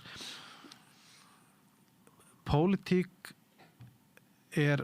snýst ansi margt, en það er bara, þetta er þannig starf að það getur bara í ákveðnum tilvikum verið mun vinsælla að eyða tímanum í það að gera grín af pólitíkinni og hvað þetta sé allt saman tilgangslaust og skrifa greinar hvað allir aðrir í pólitíkinni séu vitlausir, heldur en að setjast niður og skrifa frumvarp, heldur en að fylgja eftir eigin stefnum, heldur en að þú veist, að reyna að gera þetta vel, af því að þetta er flókið. Það er, þú veist, en það er ég meina, það er ekkert mál að birtast bara og segja bara, heyrðu, hvað með sjálfakandi bíla, munu þeir ekki bara leysa þetta? Eða kannski við ættum að fá gervigreind til að reka ljósin. Heyrðu, hvernig væri að við myndum bara minnka stjórnsýsluna? Miðla stjórnsýsla hjá borginni er 2% af kostnaðinu. Fólk getur bara lagt hana niður 100 sinnum, og þú veist, með sömu reikningum þá bara að segja, heyrðu, leggjum hana bara niður 100 sinnum og þá eigum við bara 100% aukningu í lausafé. Þú veist, Ég var á fundi bara sjálfur út af vegna félagasamtaka sem að ég tengist við fulltrúa borgarinnar bara fyrir skemmstu. Mér fannst það hræðileg upplifun, mér fannst það mjög kafkaísk upplifun. Mér fannst bara mjög mikil fjarlægð á milli mín og þessara persóna sem áttu að vera svona að þjónusta okkur fólkið í sjálfboðahreyfingum og svoleiðis. Það getur alveg, bæði getur alveg verið sagt, þú getur bæði verið með undirfjármagnað og lélegt og þú getur líka verið með offjármagnað og lélegt. Ég meina, Svo getur líka bara verið að tala með eitthvað attitút sem getur verið ákveðið svo getur líka bara verið eitthvað attitút. Ég meina, þú veist, þannig að þú veist, ég held að, þú veist, við erum ekki að fara að við erum ekki að fara einhvern veginn að leysa hvert vandamáli er við þetta borð, en það kannski þetta samtali nú reynda búið að fara allt annað en ég einhvern veginn hafði hugsað séð fyrir mér í morgun, en Er það gott eða óvænt? Bara það gerðist bara, skilur ég veit ekki, en þú veist kannski ef við reynum að fara þangað sem að þú veist það sem ég ætla að reyna að meina að við hljótum allavega getur orðið sammála það, þú veist, að það er eitthvað að, þú veist, við erum fullt af fólki er óanægt, við upplifum ítrekað að kerfið sem áttu að virka vel virki ekki vel, og það er eins og ég segi, sem ég nefndi það er gríðarleg misskipting á milli kynslóða á Íslandi, alveg gríðarleg og þú veist, sem er ekki rætt nógu konsekvent sko. En þá kannski niðurstaðan sko, þó að maður leyfi sér það kannski að fá ekki alveg að koma með lausn akkurat núna. Niðurstaðan að við ættum allavega að geta verið sammála það að það væri talsvert fengið með því að reyna aðeins að auka fagmennskuna og getuna hjá flokkunum. Af því að það til dæmis hefði mögulega komið í veg fyrir það að oddviti Miðflokksins hefði farið að kvart yfir bílastæðaleysi á göngugötu. Þú veist, af því að það flokkur með einhvers konar faglega stjórnsýslu hefði geta haft einhvern starfsmann sem sagði, heyrðu, þetta nú reynda göngugata og ég ekki vissum að það sé sniðugt að sýna þetta. Þannig að við getum kannski verið sammála það að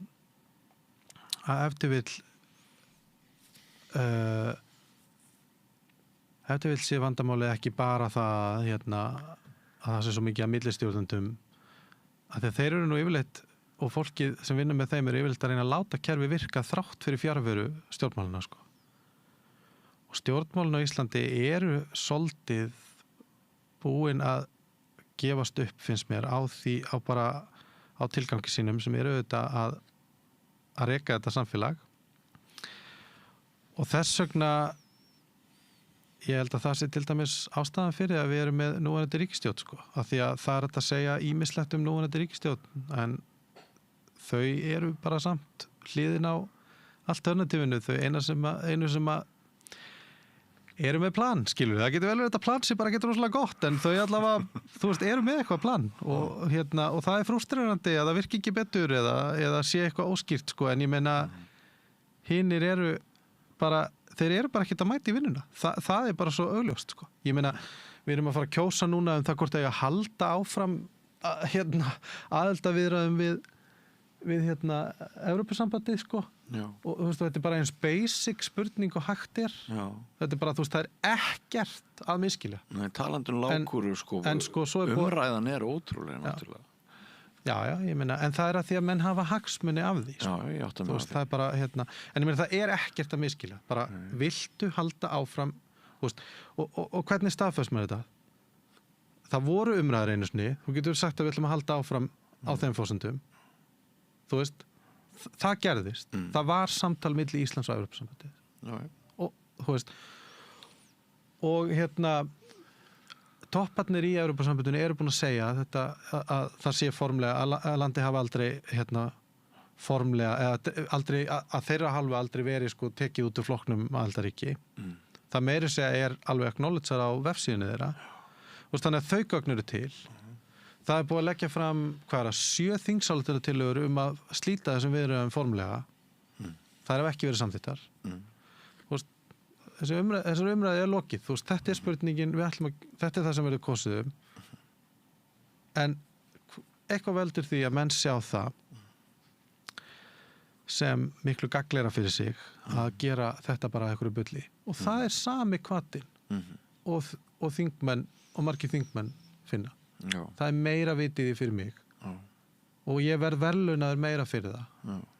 Að vera bara á Facebook að dreifa einhverju rugli heldur en að sita einn í einhverju skrifstofu að skrifa frumvarp eða reyna að átta mig á hvernig við getum leyst þessi mál. Við erum með ótrúlega gott dæmi. Maður sem heitir Brynjar Níelsson sem var húðlatur þingmaður en var endalaust í fjölmiðlum og virðist aldrei ná að vinna neinn prókjör innan flokksins en er alltaf ítt upp og er núna í framboði en var svona tímabundi gerður að starfsmanni flokksins sko. Ég meina, furða mig á því eiginlega hvað svona fjölmiðlar ganga ekki harðar á Brynjar að spyrja bara hvað hann er með á hana flokk. Því að flokksmennir hafnunum, kjósendur hafnunum, hann gerir ekki neitt en alltaf er hann að lyfta upp. Ég meina, hvað veldur? Já. Og ég er að segja bara, þetta eru bara mjög einfaldir hvatar. Það bara, ef þú græðir meira á því að fá like á Facebook heldur en að vinna vinnuna sem átt að vinna, þá er bara fullt af fólki sem gerir það. Af því að það er bara fullt af fólki sem hefur bara ekki integrity til þess að gera hitt. Já, þetta er mjög áhugaverðir punktar og Við erum búin að fara mjög víða völl samt. sem var ekki planið. Já, þú veist aldrei hvernig samtal þróast allir. En sko, við höfum svona mestuleiti rætt borgarstjórnarkosningarnar framöndan. Við erum sammála það að þær eru inntakslausar, það er ákveðin kreppa í umræðinni og svona margt svona vert í þeim efnum. Rétt í lokin langar mig kannski aðeins að enda inn á Alþingi og enda inn í ríkisstjórninni. Snúningur Daðamás, fjármálaráðherra, sem haft eftir í Berlínska að fákeppni í sjávarútvegi og fáræði, ólígarkismi, kunna vera vandamál og eitthvað svona og sem að margir telja augljóst og allir mætti jafnvel færa rök fyrir því að allir viti það sem að vilji vita. Mörg dæmi það, sannanir og ég hoppaði til og talaði við eitthvað fólk og það kom að rauðaborðinu og það var ánægt með það að ráðherra skildi taka svona til orða. Hann væri svona óhræddur við að stinga á þessu kýli og það er til svona súrefnis umræða á meðal okkar borgarann og nú getum við talað eitthvað sem áður hefur haft kannski afleiðingar að tala en eitthvað hætti. En svo bara kúvendir þessi sami maður í öðru viðtali og niðurstaðan svo það er engin spilling á Íslandi, hún er bara í Namibíu og við erum bara öll að klóra okkur í hausnum hvað gerðist, settist Guðmundur vinalausi í brimi, vinur Viðreisnar bara á hann, talaði Þorgerður Katrín við hann sem formar og sagði svona getum við ekki gert, þarna minkar hlutabréfaverðið fellur hjá íslensku sjávarútvegsfyrirtækjunum að tala svona vinur úr einhvern veginn laga skaðan, bara fá aðeins þinn snúning á þessu svona rétt í lokin. Ég veit náttúrulega ekki hvað gerðist sko, en þessu ummæli kom ekki neitt á óvart því að þetta sömu ummæli og ráðamenn hafa bara sagt ítrekkað. Bjarni Ben talaði svona. Við höfum við vorum með sjávarútvegsráðherra sem talaði svona. Þann sem hringdi í vin sinn og tékkaði hvernig hann hefði það. Þetta er bara hluti af mjög ógeðfelldri framkomu íslenskra stjórnvalda við Namibíu. Vegna þess að sko fyrst fara mennirnir fara okkar bestu menn sem að þetta samfélag hefur gefið vel og gefur sem samsvarar einum landspítala á ári með því að skattleggja ekki rentuna af kvótanum. Þeir fara þarna og bara einfaldlega ræna af þessu samfélagi og það hefur haft gríðarlegar afleiðingar yfir samfélagi. Þannig að fyrst leyfum við fólkinu okkar að ræna af þessu samfélagi og stela þeim og svo kennum við þeim í Namibíu það að það hafi verið stólið af þeim.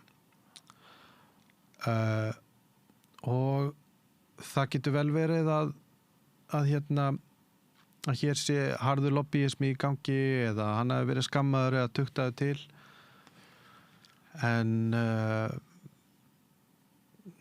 ég held að einhverjum tímapunkti verði fólk nú bara svolítið að horfast í augu við það að þetta er bara ofboðslega gamaldags rasismi og það skiptir bara verulegu máli að hér afrískt ríki að ræða og það er ástæðan fyrir því að við höfum komið svona fram við Namibíu og reynt að klína þessu máli á þau og það er gert með hlutum eins og svona er bara stundaviðskipti þarna, það er allt fullt af mútum þarna, menn þú veist og þeir eru bara öðruvísi við og sko orðræðan eða sko hvernig fólk lýsir þessu þá er svona, fólk geti allt eins sagt og fjármálaráðið allt eins geta sagt því að þeim var bara nær þarna í Namibíu að spilla strákunum okkar svona.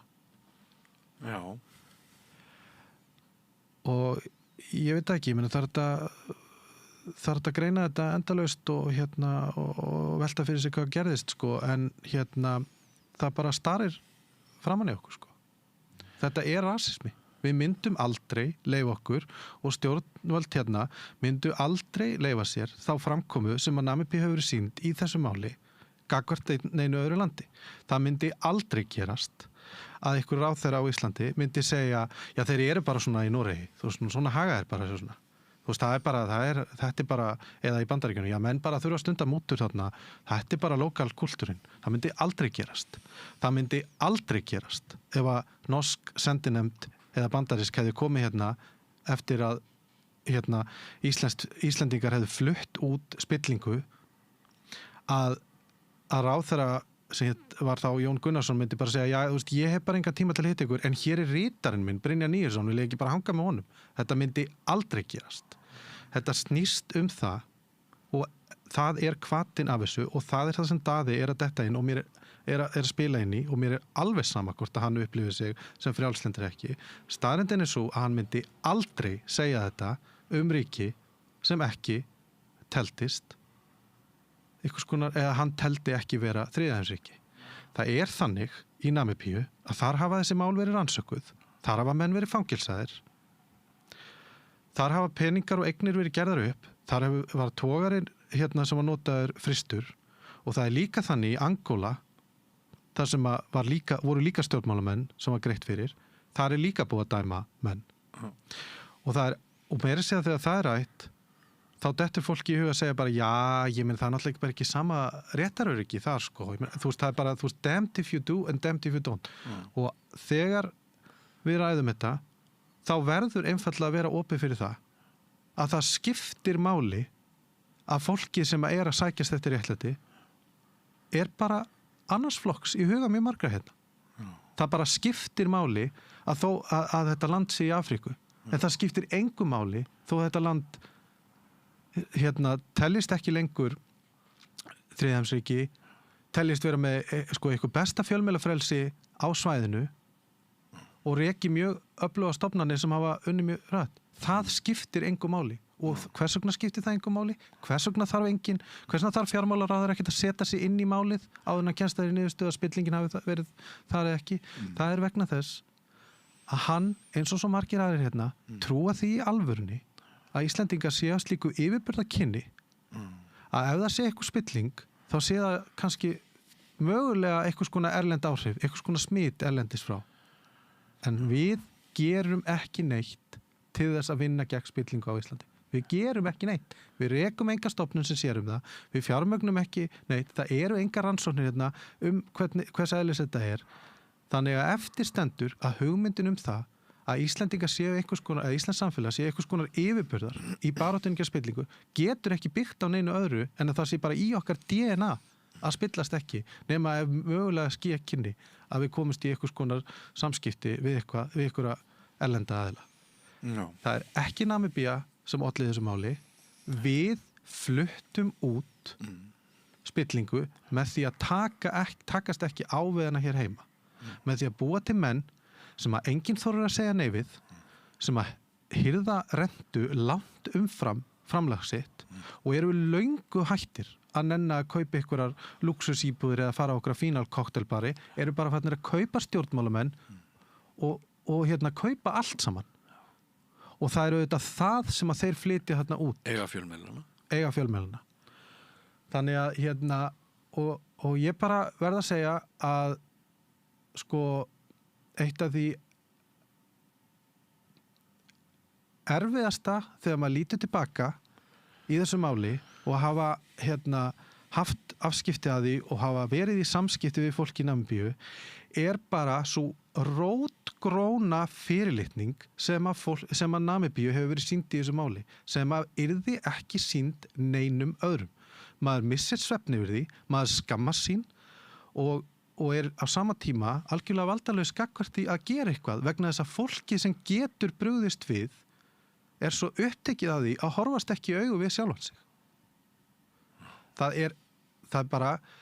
er ekkit hægt að tala um þetta, það er ekkit hægt að skilja þetta nema fólk bara viðurkenni það að það hefur bara gríðarlega mikið að segja að hér er svart Afríkuríki með svörtu fólki. Það er rasismi sem veldur því að það er svona auðvelt að komast að þessari niðurstöðu að þetta hljóti bara að vera Namibíu að kenna en ekki okkur.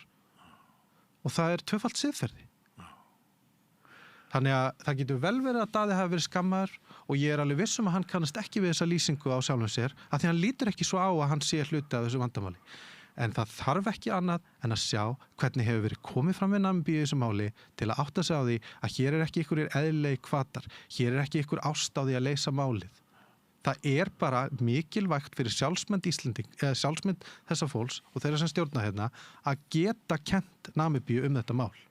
Vegna þess að þetta of stórt fyrir okkur. Það bara við ráðum ekki við það að horfast í augu við það að risavaxið alþjóðlegt spillingamál sem peningaþvottur, múturgreiðslur, stuldur og niðurbrot á samfélagsinnviðum hérna. Við ráðum ekki við það að það sé bara mögulega hrein og klár útflutningsvara Íslands vegna þess að í áratugi nefndi enginn að sinna því að horfast í augu við að það var hægt að gera eitthvað í þessu. Það bara miklu þægilegra að gera það bara einhverju tilfinningalegu uppnámi þeirra sem benda á þetta. Að þeir séu bara svo erfiðir og kannski bara svo drikkveldir eða svo fullir af einhverju samsæriskenningum. Namibía gerðist og það sem að gerðist líka það að það hafa ekki verið afleiðingar hér á landi á meðan þær hafa orðið annars staðar. Og ég nefni Angóla sem svolítið flókið land að fá fréttir út úr, að skilja algjörlega þekkt og við kenna allir, meiri segja fólk í Angólu að það sé ekki svona öflugt lýðræðisríki. En þar meiri segja búið að gera eitthvað. En hér ganga hér ganga menn bara lausir og grafa undan ríkisútvarpinu og skammast í fjölmiðlum og kæra menn fyrir meiðyrði og halda út einhverjum listum yfir fólk sem að hefur sagt þetta. Þetta bara ef að þetta fólk sem var stolið að væri hvítt, þá væri bara viðbrögð þeirra sem eru hérna við stjórn allt önnur. Og það verður bara að horfast í augu við það. Daði leyfði sér að tala svona um þetta vegna þess að þetta Namibía. Hann hefði ekki gert það að það væri Frakkland og hann hefði ekki gert það að það væri Þýskaland. Hann hefði ekki vogað sér að það hefði verið annað Norðurland. En þetta bara rann út úr honum mjög auðveldlega út af því að þetta Namibía. Og hann leyfði sér líka að líta undan til dæmis árásum einstærsta og öflugasta sjávarútvegsfyrirtækis Íslendinga, Samherja, á til dæmis blaðamanninn Helga Seljan sem hefur lýst því hvernig að hún var sótt, hvernig flugumenn voru ráðnir til þess að hálfu eyðileggja líf hans, ég held maður geti bara sagt það. Það fór alla leið inn að heimilans og þetta hefur hann rætt og hann misti heilsuna á tímabili og svakalegar aðferðir til þess að þagga niður í fjórðavaldinu, fjölmiðlum, það reyna að breyta fréttaflutningi sem náttúrulega eitt af hættulegasta sem getur komið fyrir samfélag. Þegar öfl sem eiga mikið fé og marga snata út allt í samfélaginu eru orðin svo sterk að þau leyfa sér þetta sem ómótmælt af hálfu Samherja hvaða aðferðir voru notaðar.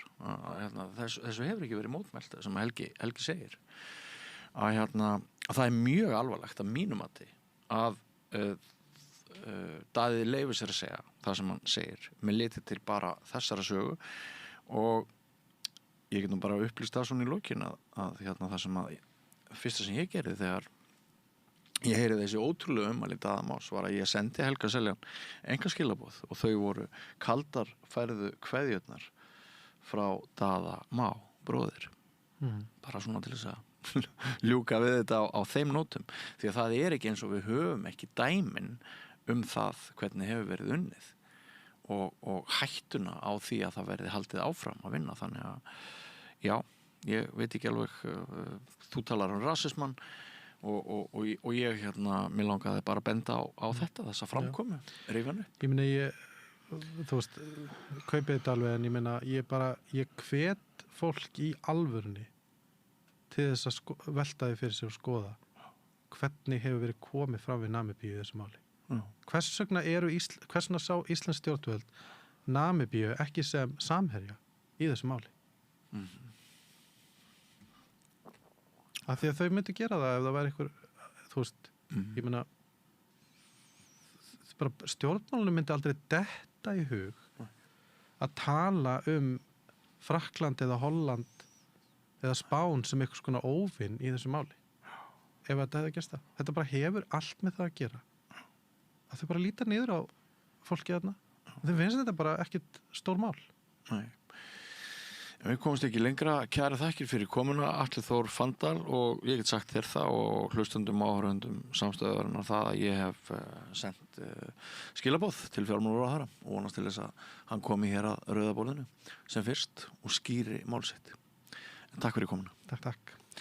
Og við höldum áfram. Annar kafli og öðruvís eftir andartak, ekki fara langt.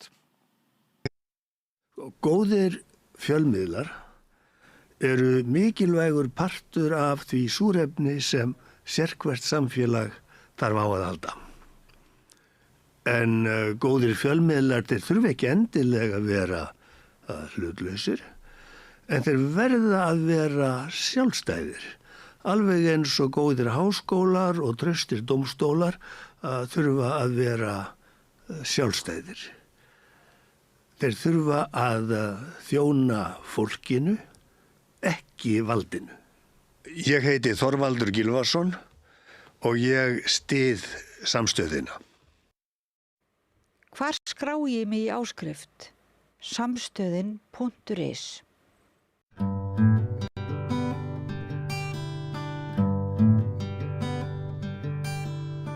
Já, komið sæl aftur og velkomin að rauðaborðinu í Rauðahverfi í Reykjavíkur, að mér skilst samkvæmt Kveik. En hingað komin að ræða Kveik þáttinn í gær, þar sem talað var vændi, mansal og hið meinta Rauðahverfi í Reykjavík er Ari Logn frá Rauðu regnhlífinni. Það er mjög mikið rautt hér. Vertu velkomið. Takk kærlega fyrir. Ég er hérna með Rauðu regnhlífina við Rauðaborðið í Rauðahverfinu. Einmitt. Þetta, það var svona ýmislegt sem að kannski mætti hafa farið betur í umfjöllun Kveiks. Það sem að stakk mig kannski persónulega var hvernig var farið með upplýsingar hina meintu þolendur vændis, mansals, einhvers konar, hvað ég var að segja, ofbeldis. Það voru nafnbirtingar, það voru jafnvel sýndar myndstir. Snapchat, kvennana, bara á skjánum. Einmitt. Konurnar voru alls ekki nægilega svona blokkeraðar út. Það er algjörlega hægt að greina þessar konur, sérstaklega fólk sem þekkir þær. 100%. Þá er ég að tala þessar sem að, sérstaklega þegar þið voru að tala þessar kínversku konur. Já. Þar sást rosa vel kona, svo er það Snapchatið, svo er það myndirnar og svo er það konan á flugvellinum. Hún sást líka frekar vel, við sáum auðvitað ekki framan í hana. Heyrðum röddin hennar? Við heyrðum röddin hennar, hún fekk ekki lúxusinn sem að að fá að fela röddina sína. Nei. Og við sáum, fötin hennar og pókan hennar, þannig að ef einhver vill greina frá henni þá geta þau gert það ágætlega léttilega. Það var, það var margt í þessu svo sem Rauða regnhlífin sá allavega svona tilefni til þess að senda frá sér smá yfirlýsingu, stutta yfirlýsingu í gær, meðal annars vegna þess að þið eruð hópur sem að starfar mjög náið með fólki í vændi og kynlífsþjónustu. Eruð regnhlíf utanum þennan fjölbreytta hóp og það var ekki talað við ykkur? Nei, og það er svo skrítið fyrir okkur að því að þau sögðust vita af okkur. En ekki nóg til þess að bjóða okkur að vera með í þáttunum. En við búum yfir núna 10 árum af reynslu og náttúrulega Rauðu regnhlífa samtökin, þetta er allt fólk sem hefur eða er að gera kynlífsvinnu. Þannig að við erum með mjög svona öðruvísi innsýn, getum við sagt, heldur en fólk sem að kannski þekkir innan heim ekki nema bara að þau vinna eitthvert sérfræðistarf í kringum þú veist, eins og með þolendum ofbeldis og svoleiðis. Já, svona ákveðnum brotum af þessum gríðarstóra, eða þessari stóru heildarmynd. Einmitt, og við, þú veist, við búum yfir, 10 árum af reynslu, 10 árum að byggja upp traust með þolendum mansals, þolendum vændis, kynlífsverkafólki, af erlendum uppruna líka, og við vitum af því að það að koma, þú veist, einhverjir tugir af einstæðum, sjálfstæðum konum sem eru að selja kynlífsþjónustu á Íslandi og svo bara fara heim til sín aftur. Hver ástæðan fyrir því að það koma hingað í? Þættunum við talaðum að þetta séu allt fórnarlömb, það sé þarna þriðji aðili. Þetta ekki þín reynsla og ykkar í samtökunum? Sko við auðvitað, þú veist, við vitum ekki allt sem að, þú veist, allar upplýsingarnar sem að þau búa yfir í Kveik og ég get vel trúað því að það mansal að gerast og skipulagt mansal, jafnvel. Auðvitað flest mansal, það nánir fjölskyldumeðlimir, en þau vilja meina sem sagt að þetta sé eitthvað svona þaulskipulagt. Það getur vel verið, en við höfum allavega ekki séð það í okkar starfi. Við sjáum konur af erlendum uppruna sem að ferðast einar. Og þá þær ekki að, þú veist, fara að taka þú veist, það ekki verið að fara að taka á móti þeim hérna á flugvellinum eða neitt svoleiðis. Þær bara að koma, vinna, fara. Og það einfaldlega vegna þess að hér eru bara ofboðslega margir sem eru tilbúin til þess að kaupa þeirra þjónustu. Einmitt, en við auðvitað þegar fólk, þú veist, hefur samband við okkur og segir, hei, ég að spá að koma að vinna á Íslandi. Við erum bara mjög skýr lögin. Já, að því að lögin hér eru þannig að þú getur verið sektað eða sett í fangelsi fyrir það að auglýsa. Þannig að það alltaf það fyrsta sem við segjum við fólk. Bara þú gætir lent í þessu, eins og gerðist fyrir 2 konur hérna seint á síðasta ári. Já. Þeim var bara, peningurinn þeirra var gerður upptækur og þeim var sagt að fara. Með hvaða pening, við vitum það ekki, en þú veist. Og þú veist, já, þannig að þetta staðreyndin, eða þér brottvísað, skilurðu. Þannig að þú veist, við ráðleggjum fólki alls ekki að koma til Íslands að vinna. En já. Það þetta, það mikið þessa starfsemi, hvort sem að hún hver sem formerkin eru einhvern veginn þarna baki, en það einmitt kannski það sem svolítið mergrum málsins, að það búið að afmá þarna eitthvað svona skilgreiningaratriði. Það sko annars vegar það að, þú veist, mansal, sem sannarlega ólöglegt. Og bara ógeðslegt ofbeldi. Já, og svo það þolendur vændis sem að upplifa sig hafa orðið fyrir ofbeldi í vændi. Síðan það vændi og fólk í vændi og kynlífsverkafólk sem í þessu fúsum og frjálsum vilja, lítur á sem atvinnu sína, auka atvinnu eða aðalega helsta starf. Og vill bara vinna örugt. Já. Og vill fá vinnuréttindi. Og vinnuréttindi eitthvað sem þú veist, þetta að gerast. Belgía var afglæpavæða alveg og inn komu rosalega sterk vinnuréttindi. Og með þeim kemur líka að því að eins og núna á Íslandi, lögreglan hefur meiri áhuga á að ná kunnum fyrir að kaupa og vakta kynlífsverkafólk til þess að ná kunnum þeirra, mögulega gera peningin þeirra upptækan, þú veist, hafa einhver önnur afskipti, frekar en að fara þegar kynlífsverkafólk eða þolendur vændis þora að fara til löggunnar, af því að í okkar reynslu þá bara fólk svo hrætt við lögregluna af því að þau geta verið glæpavætt og það alltaf einhvern veginn hlegið, þú veist, þetta í burtu en staðreyndin samt svo að fólk ógeðslega hrætt að því að lögreglan samkvæmt lögum gæti allt í einu tekið upp á því að sekta þig fyrir að auglýsa eða heyrt í leigusalanum þínum ef þú veist að vinna í þínu eigin húsi, jafnvel þegar þú ert ekki að vinna í þínu eigin húsi, þau geta heyrt í leigusalanum.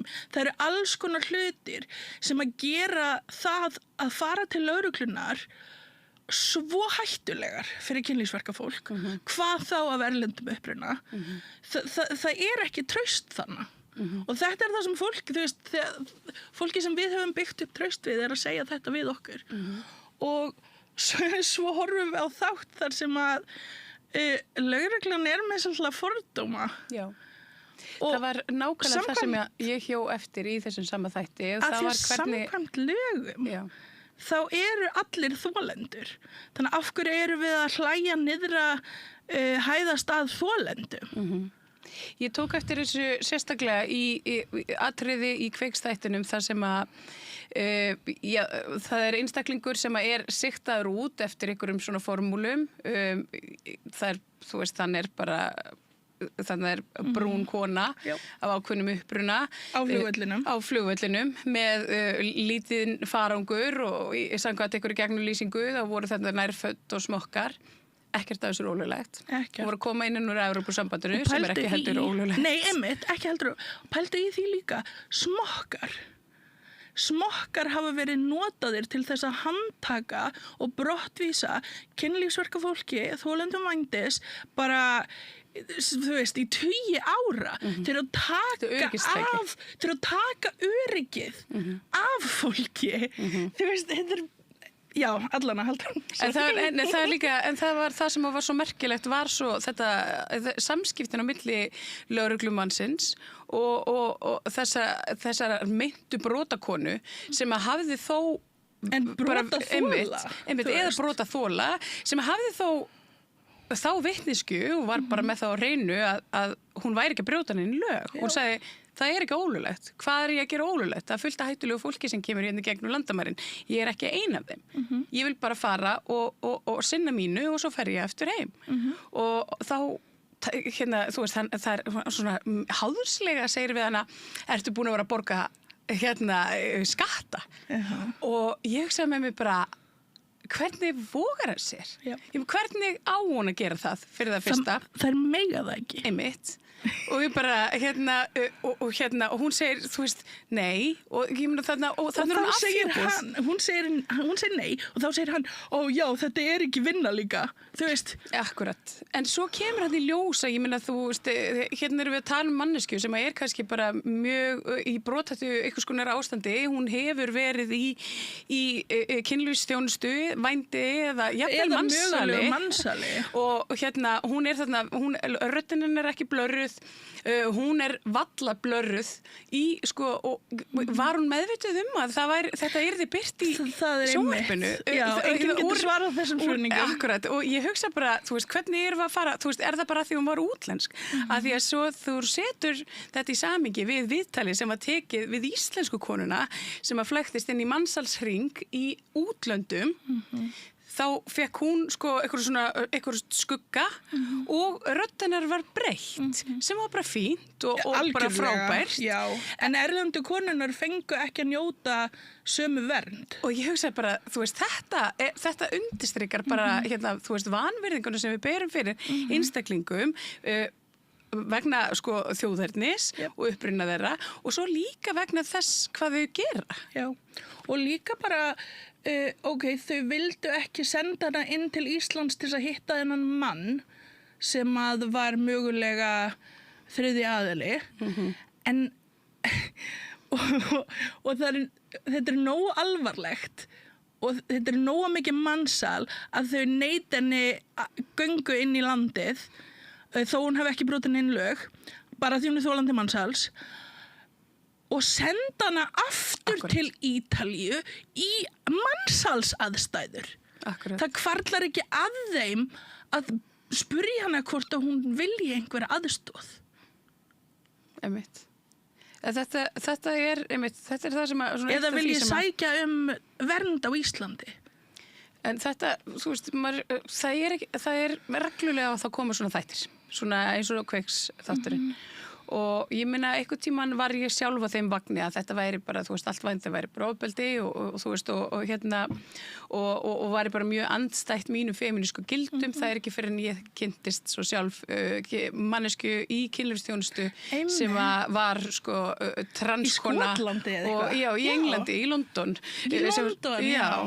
Og sem að, þú veist, það opnaði svolítið augum mín fyrir því að það er ekki mitt að segja. Já. Og það var svona, þú veist, það var svona ákveðin hugljómun en fyrir vikið maður lifir og lærir. Já. En það er svolítið eins og fjölmiðlar og ákveðnar stofnanir í samfélaginu, þær velja einhvern veginn að loka augunum fyrir öllum þessum núansum, því að ég er alltaf að tala um núansa við þetta borð, en þetta er svo mikilvægt. Núansar eru núansar að þeir eru mikilvægir. Já, og það er einhvern veginn, við fáum þessa umfjöllun á, hvað ég segja, svona 5 ára fresti, þá fáum við þessa umfjöllun, bara þessa sömu umfjöllun. Sjaldan reyndar hef ég séð hana svona, ég ætla bara að leyfa mér að segja það, illa unna. Þetta var skammarlegt. Ég hefði viljað að þetta væri betra. Já, en hvað nú hafið þið Rauða regnhlífin, þið sendið frá okkur í ekkur athugasemdir í gær. Hafið þið fengið eitthvað viðbrögð við þessu? Ég veit að þú varst í útvarpinu í morgun, en hefur Kveikur eitthvað nálgast ykkur? Sko, það sem að Kveikur hefur í rauninni sagt við okkur, við buðum okkar þekkingu og við buðum þeim fræðslu af því það virðist vera margt sem að vantar, bara svona heildræna fræðslu mansal, þolendurvændis, kynlífsvinna, allur heilir hringurinn og núansarnir. Við buðum þeim fræðslu og við höfum bara ekki fengið nein viðbrögð, sem að er rosalega svekkjandi af því að mér hefur fundist svo flottir bara allir hinnir þættinir sem ég hef hort á hjá Kveik. Það er svona eins og við kunnum ekki alveg að svona meðhöndla þennan málaflokk og svona skilja á milli hvað sé óeðlilegt og hvað sé ekki eðlilegt. Og ég velti fyrir mér hvort það sé í rauninni þessari löggjöf að kenna. Já. Sænsku leiðinni. Já. Hvort það sé það sé búið að svona hálfglæpavæða. Og þú veist, fólk sem að ég hef rætt við sem að átti hönd í gerð á þessum lögum, þau eru líka að segja við okkur þetta er ekki nógu gott. Nei, en það eins og ég segi, þú veist, við fáum þessa umfyllun á, þú veist, ég meina 5 ára fresti og vandinn virðist ekki hverfa. Þetta sem átt að girða fyrir vandamálið. Af því að raun vandans, ef við viljum ekki að fólk sé í neyð, þá þurfum við að tækla fátækt. Við gerum það ekki með því að þrengja að jaðarsettasta fólkinu í samfélaginu okkar. Þú veist, ef við þrengjum að þeim vonandi að þau hvað hætti og hvað svo? Hvað eiga þau þá að gera? Af því að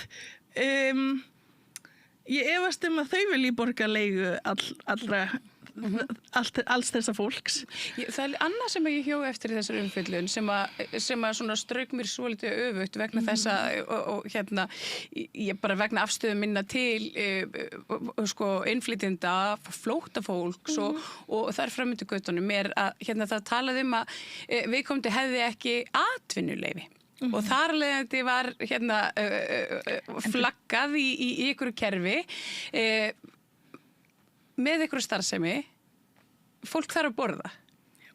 Og ef að þú býr til kerfi sem að er hannað þannig að þú færð ekki atvinnuleyfi leið þú kemur hingað og sýnir einhvern vilja og að setja stað, þá auðvitað finnur þér leið. Auðvitað. Og þetta þýðir líka að hælisleitendur sem eru í neyð og eru bara í biðstöðu, það þýðir að þau fara og selja kynlíf. Já. Í rosalega mikill neyð. Og hver þá pimpin? Það ríkið? Af því að ríkið að ýta þér þarna út svo að þú getur séð þig, af því þú mátt ekki vinna. Þú veist, það verið að ýta fólki einmitt í aðstæður og svo oft fólki sem að flýja mansal. Já, akkurat. Þú veist, hversu brenglað þetta? Þetta einhvern veginn og það einhvern veginn og það var og þú veist, og ég hló við að sjá lögregluna einhvern veginn grafalvarlega halda því fram að skipulagð brotasamtök þú veist, skipulagð brotasamtök þau virði ekki landamæri og ég hugsaði bara, Já, það skipulagð brotasamtök. Það eru landamærin sem búa til skipulagðu glæpina, sko. En líka þar sem við finnum, sem við vorum að segja áðan, þar sem við finnum landamæri, finnum við mansal. Þar sem við finnum lög og reglur hver má ekki vinna og hver má vinna. Þar finnum við fólk sem að gera vændi í neyð. Þú veist, já. En svo, þú veist, svo þetta, sko, og það annað í þessu og það sko afglæpavæðingin. Þú veist, og það eitt að lögleiða reynilega og svo það annað að afglæpavæða. Og þetta líka eitthvað svona sem að verðist skólast til svolítið í umræðinu. Og fólk líka bara reynir að telja, ég veit það ekki, ef samfélagið trú að það annarkvort sænska leiðin eða lögleiðing og lögleiðing slæm. Og við erum bara eitthvað, við erum búin að vera að segja 10 ár afglæpavæðing. Við erum búin að vera að segja í 10 ár afglæpavæðing skaðaminnkun og skaðaminnkun bjargar mannslífum. Þú veist, lögleiðing, undir lögleiðingu, sem að enginn vill, by the way, það alltaf bara, viljum við lögleiðing, enginn vill þetta. Enginn sem að vinna í þessu vill lögleiðingu. Af því að undir lögleiðingu þá máttu bara vinna á sérstökum stöðum með yfirmenn. Það þýðir þú þarft að borga yfirmannum fyrir notkun á rýminu, þú þarft að borga þrif fólki fyrir þrifin, þú þarft að borga öryggisvörðunum fyrir öryggið, þú veist, og þú þarft að leigja þér herbergi. Þetta brjálað. Þú veist, og svo ertu glæpavætt að því að þú vilt vinna eitt og sjálfstætt og þú vilt eiga þín eigin laun, þú vilt ekki þurfa að borga einhverjum lúðum út bara til þess að fá að fara í vinnuna. Það brjálað. Við viljum það ekki. En með þessum rökum hugsa ég, sko, ef að ætlunin að útrýma þessu fyrirbæri sem það mun aldrei gerast. Nei, en þá væri kannski lögleiðing einmitt til þess að stöðva þú veist, einyrkjana sem að koma yfir landamærin og einmitt ef að þeir eru svo hættulegir og ógnandi fyrir íslenska, ég veit ekki hvað, efnahægin eða I don't know.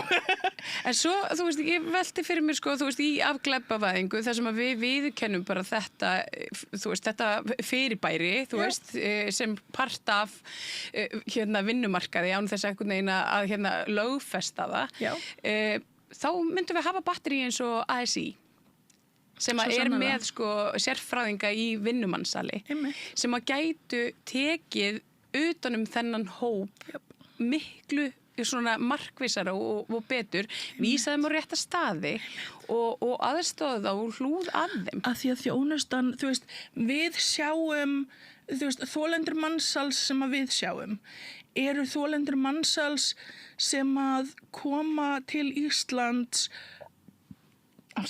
til þess að flýja mansal annar staðar. Þannig að þau koma til Íslands að því að það á að vera land sem að verndar konur. Koma til Íslands og ég veit í alvörunni eina mannesku. Það var kallmaður, þolandi mansals, hann fekk vernd. Og svo eru bara 5 önnur mál og þeim var öllum brottvísað nema ein manneskja þá eftir að brottvísa henni. Þú veist, hversu brenglað þetta? Akkurat. En þetta einmitt, þú veist, þetta eins og segi, bara það fer einhvern veginn ekki saman hljóðmynd. Þetta, þú veist, hvað viljum við sem samfélag? Viljum við hlúa að þeim sem að minnst mega sín? Viljum við koma í veg fyrir það? Hér sé þetta misnota fólk í einhverju svona, einhverju svona arðbærni, þú veist. Eða viljum við einhvern veginn loka augunum fyrir því og, þú veist, og hverjum verið að refsa hérna? Einmitt. Það náttúrulega, þú veist, refsingin fer á mest jaðarsetta, mest at-risk hópin. Þú veist, það eru alltaf þau. Og líka bara þegar ég var að gera nótur og eitthvað svona og gera mér reddi fyrir, þú veist, þessi viðtöl sem ég búið að vera í dag. Ég rakst á, hvað rakst ég á? Rannsókn, kannski, mögulega. Já. Eða gamla grein. Whatever, en heldur bara áfram. Já, við það sem að, eitt í þessu líka sem að ég tók eftir og það og ég vísaði í upphafi þáttar, það Rauðahverfið. Já, einmitt. Það var annað svona í umfjöllun Kveiks þar sem að núna bara búið að leggja heilt hverfi við erum að tala bara holtin undir og túnin, það verið túnin og holtin, sikkur megin við akbrautina undir það að vera Rauðahverfið í Reykjavík. Og líka bara það sem þetta gerir að því konur sem eru af erlendum uppruna og eru að gera kynlífsvinnu á Íslandi þær vita ekkert af Kveikþættinum.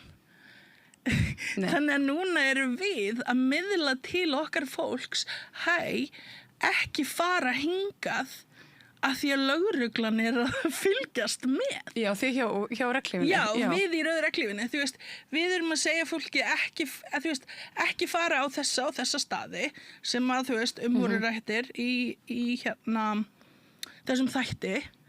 Þannig að, já, við erum líka bara í einhverju svona crisis mode að miðla þessum upplýsingum til, þú veist, okkar meðlima. Að því að já. En þetta og það annað og að því að við tölum öryggi þeirra einstaklinga sem eru annarkvort í vændi, mansali eða bara í einhverju kynlífsþjónustu og sjálfstætt og mögulega búsett á þessum svæðum þar sem að kamerumennirnir frá Kveik voru búin að stilla sér upp í marga sólarhringa og mynduðu maður velti fyrir sér að því að ég meina það bara sagt beinum orðum, það bara gefin upp heimilisföng þarna. Ég þekki alveg samlanda mína og ég get alveg bara, þú veist, eiginlega bölva mér upp á að það eiga einhverjir eftir að keyra þarna framhjá í dag eða ganga framhjá. Þá einhver eftir að jafnvel gera aðsókn. Já, eða þú veist, kasta eggi eða króta þegar svona kemst upp þá þú veist svona location þá ertu að útsetja fólkið sem þann inni fyrir ofbeldi að því að þarna geta komið fólk sem veit að það kannski peningur þann inni.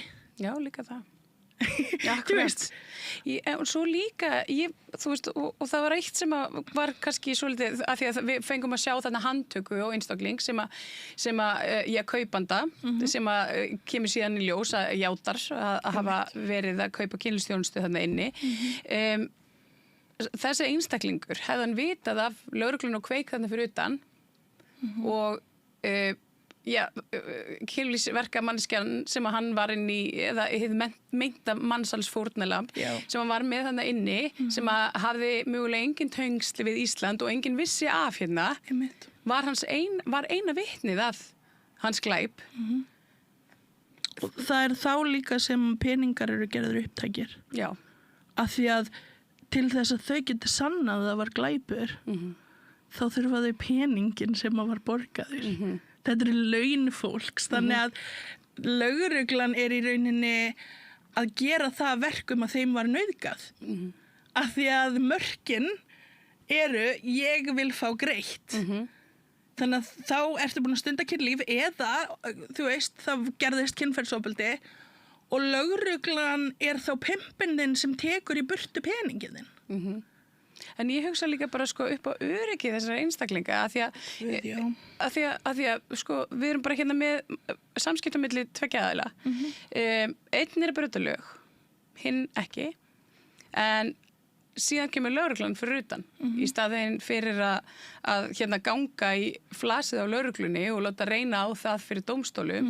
Þá er alltaf bara auðveldar að, þú veist, þakka niður í þeim sem að ég veit þeir þjónustuna. Og mér finnst í alvöru... Og það eru til dæmi þetta. Ójá, og mér finnst í alvöru áhyggjuefni að það var engin, þú veist, að því við erum að tala reynda rannsóknarblaðamenn. Þeim bara alveg sama kynlífsverkafólk þá? Að því að, eða þolendur vændis, að því að yfirleitt þá eru svona hlutir fylgdir eftir og maður fær kannski að vita í endanum á þáttinum. Þessi kona fekk viðeigandi aðstoð. Launin hennar voru ekki tekin af henni. Eða það var eitthvað sem talaði við hana bara þannig fyrir utan. Sagði bara, heyrðu, hérna, hæ vinkona, við erum að gera, þú veist, þessa úttekt ekki á þig, en væri til að eiga við okkur nokkur orð. Þá hefðum við getað sagt nei takk. Og við hefum getað séð það í mynd að það hefði verið eitthvað interaktsjón. Þetta fór í töðunar á mér líka. Bara, þú veist, þær voru bara eins og einhver viðföng. Og þú veist, og svo verið að segja að kaupendur líti á kynlífsverkafólk eins og eitthvað kjöt eða hlutur. Ok,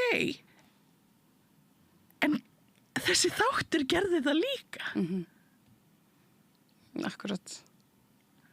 Og ég sá strax þegar ég vaknaði eldsnemmi í morgun til þess að fara í útvarpið, þá sá ég strax fordómafulla kommenta sem voru að ekkóa orð lögreglumannanna.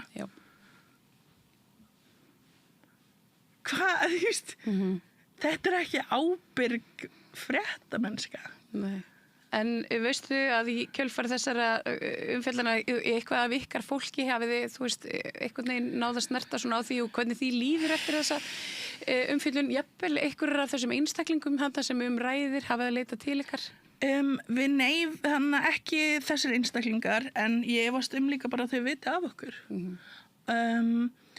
En fólkið í kringum okkur, fólkið sem þarna, þú veist, kynlífsverkafólkið sem í samtökunum, búið að vera bara eitthvað what? Hvað var þetta? Þú veist, fólk mjög vonsvikið.